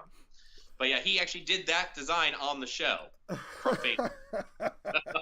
I just every year I see something, man. Every year I see something that somebody posts in the group, and I'm just like, "Yep, that's gonna get stolen." Yep. It's meant for us to steal from each other, man. It's a gift for the rest of us haunters to figure out and to showcase what we're doing, because we don't care if we use it, but when it gets mass produced by a bunch of kids in China for pennies on the dollar, we can't. It's just preposterous. If you have the connections to do it and the money to back it, I'm sure you can do anything. I mean, but I mean, I would love to be able to steal somebody's idea and then get away with making millions off of it. Especially when you make it not even 20% as good as what the original was. Oh, it is complete crap. It's complete crap, not haunted crap. No, not haunted crap. Complete crap. Complete. Like I got excited when the dollar store across the street from me got all their Halloween decorations, and they haven't put them all out yet. But I buy so much creepy cloth from that place. It's borderline ridiculous. I could probably just build a house or something out of a whole tent out of the freaking creepy cloth I bought over the last few years. It's hard to beat for a buck, though, man. It used so many uses. I used to use it for paintball too, for camouflage and netting. It was cheaper than going and buying a ghillie suit. Well, there's also another site on Facebook, or another group on Facebook. It's haunters. It's a haunters, but it's swap and trade. And there's people are trading and buying and purchasing and stuff all over there. Another buddy of mine who owns another haunted attraction, he's on there all the time, just trading and selling some of the stuff that he doesn't need, but at hugely discounted. You'll find rolls. Have you ever walk through a hallway or doorway and they have those thick plastic, sheets that you have to walk through? Mm-hmm. Yeah. It's the same thing if you're walking into a freezer or something. He has a ton of it that he doesn't use, but he just resold it. That guy's he's awesome. His name is Lee Seymour, and he owns Terror Trucks. Okay. So if anybody, you'll see him. Terror Trucks is awesome. Terror Trucks is it's a self-contained trailer. The whole haunt's in there. It can be used for carnivals, whatever. I mean, but it's top of the line. It's the newest stuff that's out, projections, everything. I mean, so it's a really cool idea for a haunt that you can move anywhere. It's nice. You set it up, you can park it in a parking spot. Haunt's ready to go. Who needs zoning? I'm gonna call all these people and be like, "Hey, I'm name dropping for you." Oh, dude, yeah, right. You should definitely be like, "Hey, you guys, I need a cut. I'm not saying you owe me money, but you could buy some haunted crap." You can buy some haunted crap, But oh man, yeah. I can only imagine what your listeners are thinking about this show. We've gone from we always crap, rabbit trail on this show. Ghosts, CIA, Bigfoot. Oh man, exorcisms, and back to haunted crap again. Yeah, it's cyclical. Everything repeats itself. Everything repeats itself. Full circle, I told you. Oh man. Well, dude, I gotta get going because I haven't eaten yet today, and I'm getting the shakes. So. I get you. Well, I just go ahead. No, you go ahead. I was just gonna say thank you again for having me on. I appreciate it, and I look forward to maybe being on the show again in the future. Maybe we'll talk about one topic, next time. We'll do aliens next time. we'll do aliens next time. We'll definitely do that. But I just want to say thank you again, and remember, for all your listeners, if you guys want to purchase anything, hauntedcrap.com, and you guys have that 25% coupon to the end of the month. It's 25 gates. Cool. Yeah, I appreciate it, man. Thanks for being on. We'll have to get you on the show again real soon. This is a good talk. This was easy, man. That was the easiest 2 hours I've ever done in my life. You sit down for an hour, you're like, oh, it's 2 hours later. It didn't even feel like it. But it did not feel like 2 hours. Well, Giovanni, thank you again for being on, and I will catch up with you soon, bud. My pleasure. Thank you. Well, that was, again, Giovanni from hauntedcrap.com. And don't forget, he's got that generous offer out there. I would give more shout-outs, but I think I've given more shout-outs to people than I need to today. I'm tired and I need to eat. This is going up today on the page. It's not live. Sorry, guys. Just didn't think about it. I was going to hit the live stream and just did not get it in time, which is fine because it's been 2 hours and it's Sunday and I'm hungry. You guys have fun. We will see you soon, and keep an ear out and an eye out for further episodes coming up because we've got a few things in the works. Hopefully by this time next week, the studio will be completed. And we will have the podcasting information, because I'm doing a lot more shows, podcast version. I'm still going to be doing the live streams and the video show. The video thing will still be Saturdays. Just didn't do it last night. I had way too much going on. Did probably 3 or 4 shows yesterday. But next week we'll be back with the live stream, most likely. If not, we'll do something like this and you'll get it Sunday. Anyway, I'll let you know when those shows and where to find those shows when they come up in the podcast format. Don't forget to like, follow, share, subscribe, and thanks again for watching. As always, I'm your host into the Strange and the Unexplained, Jay. See you guys later.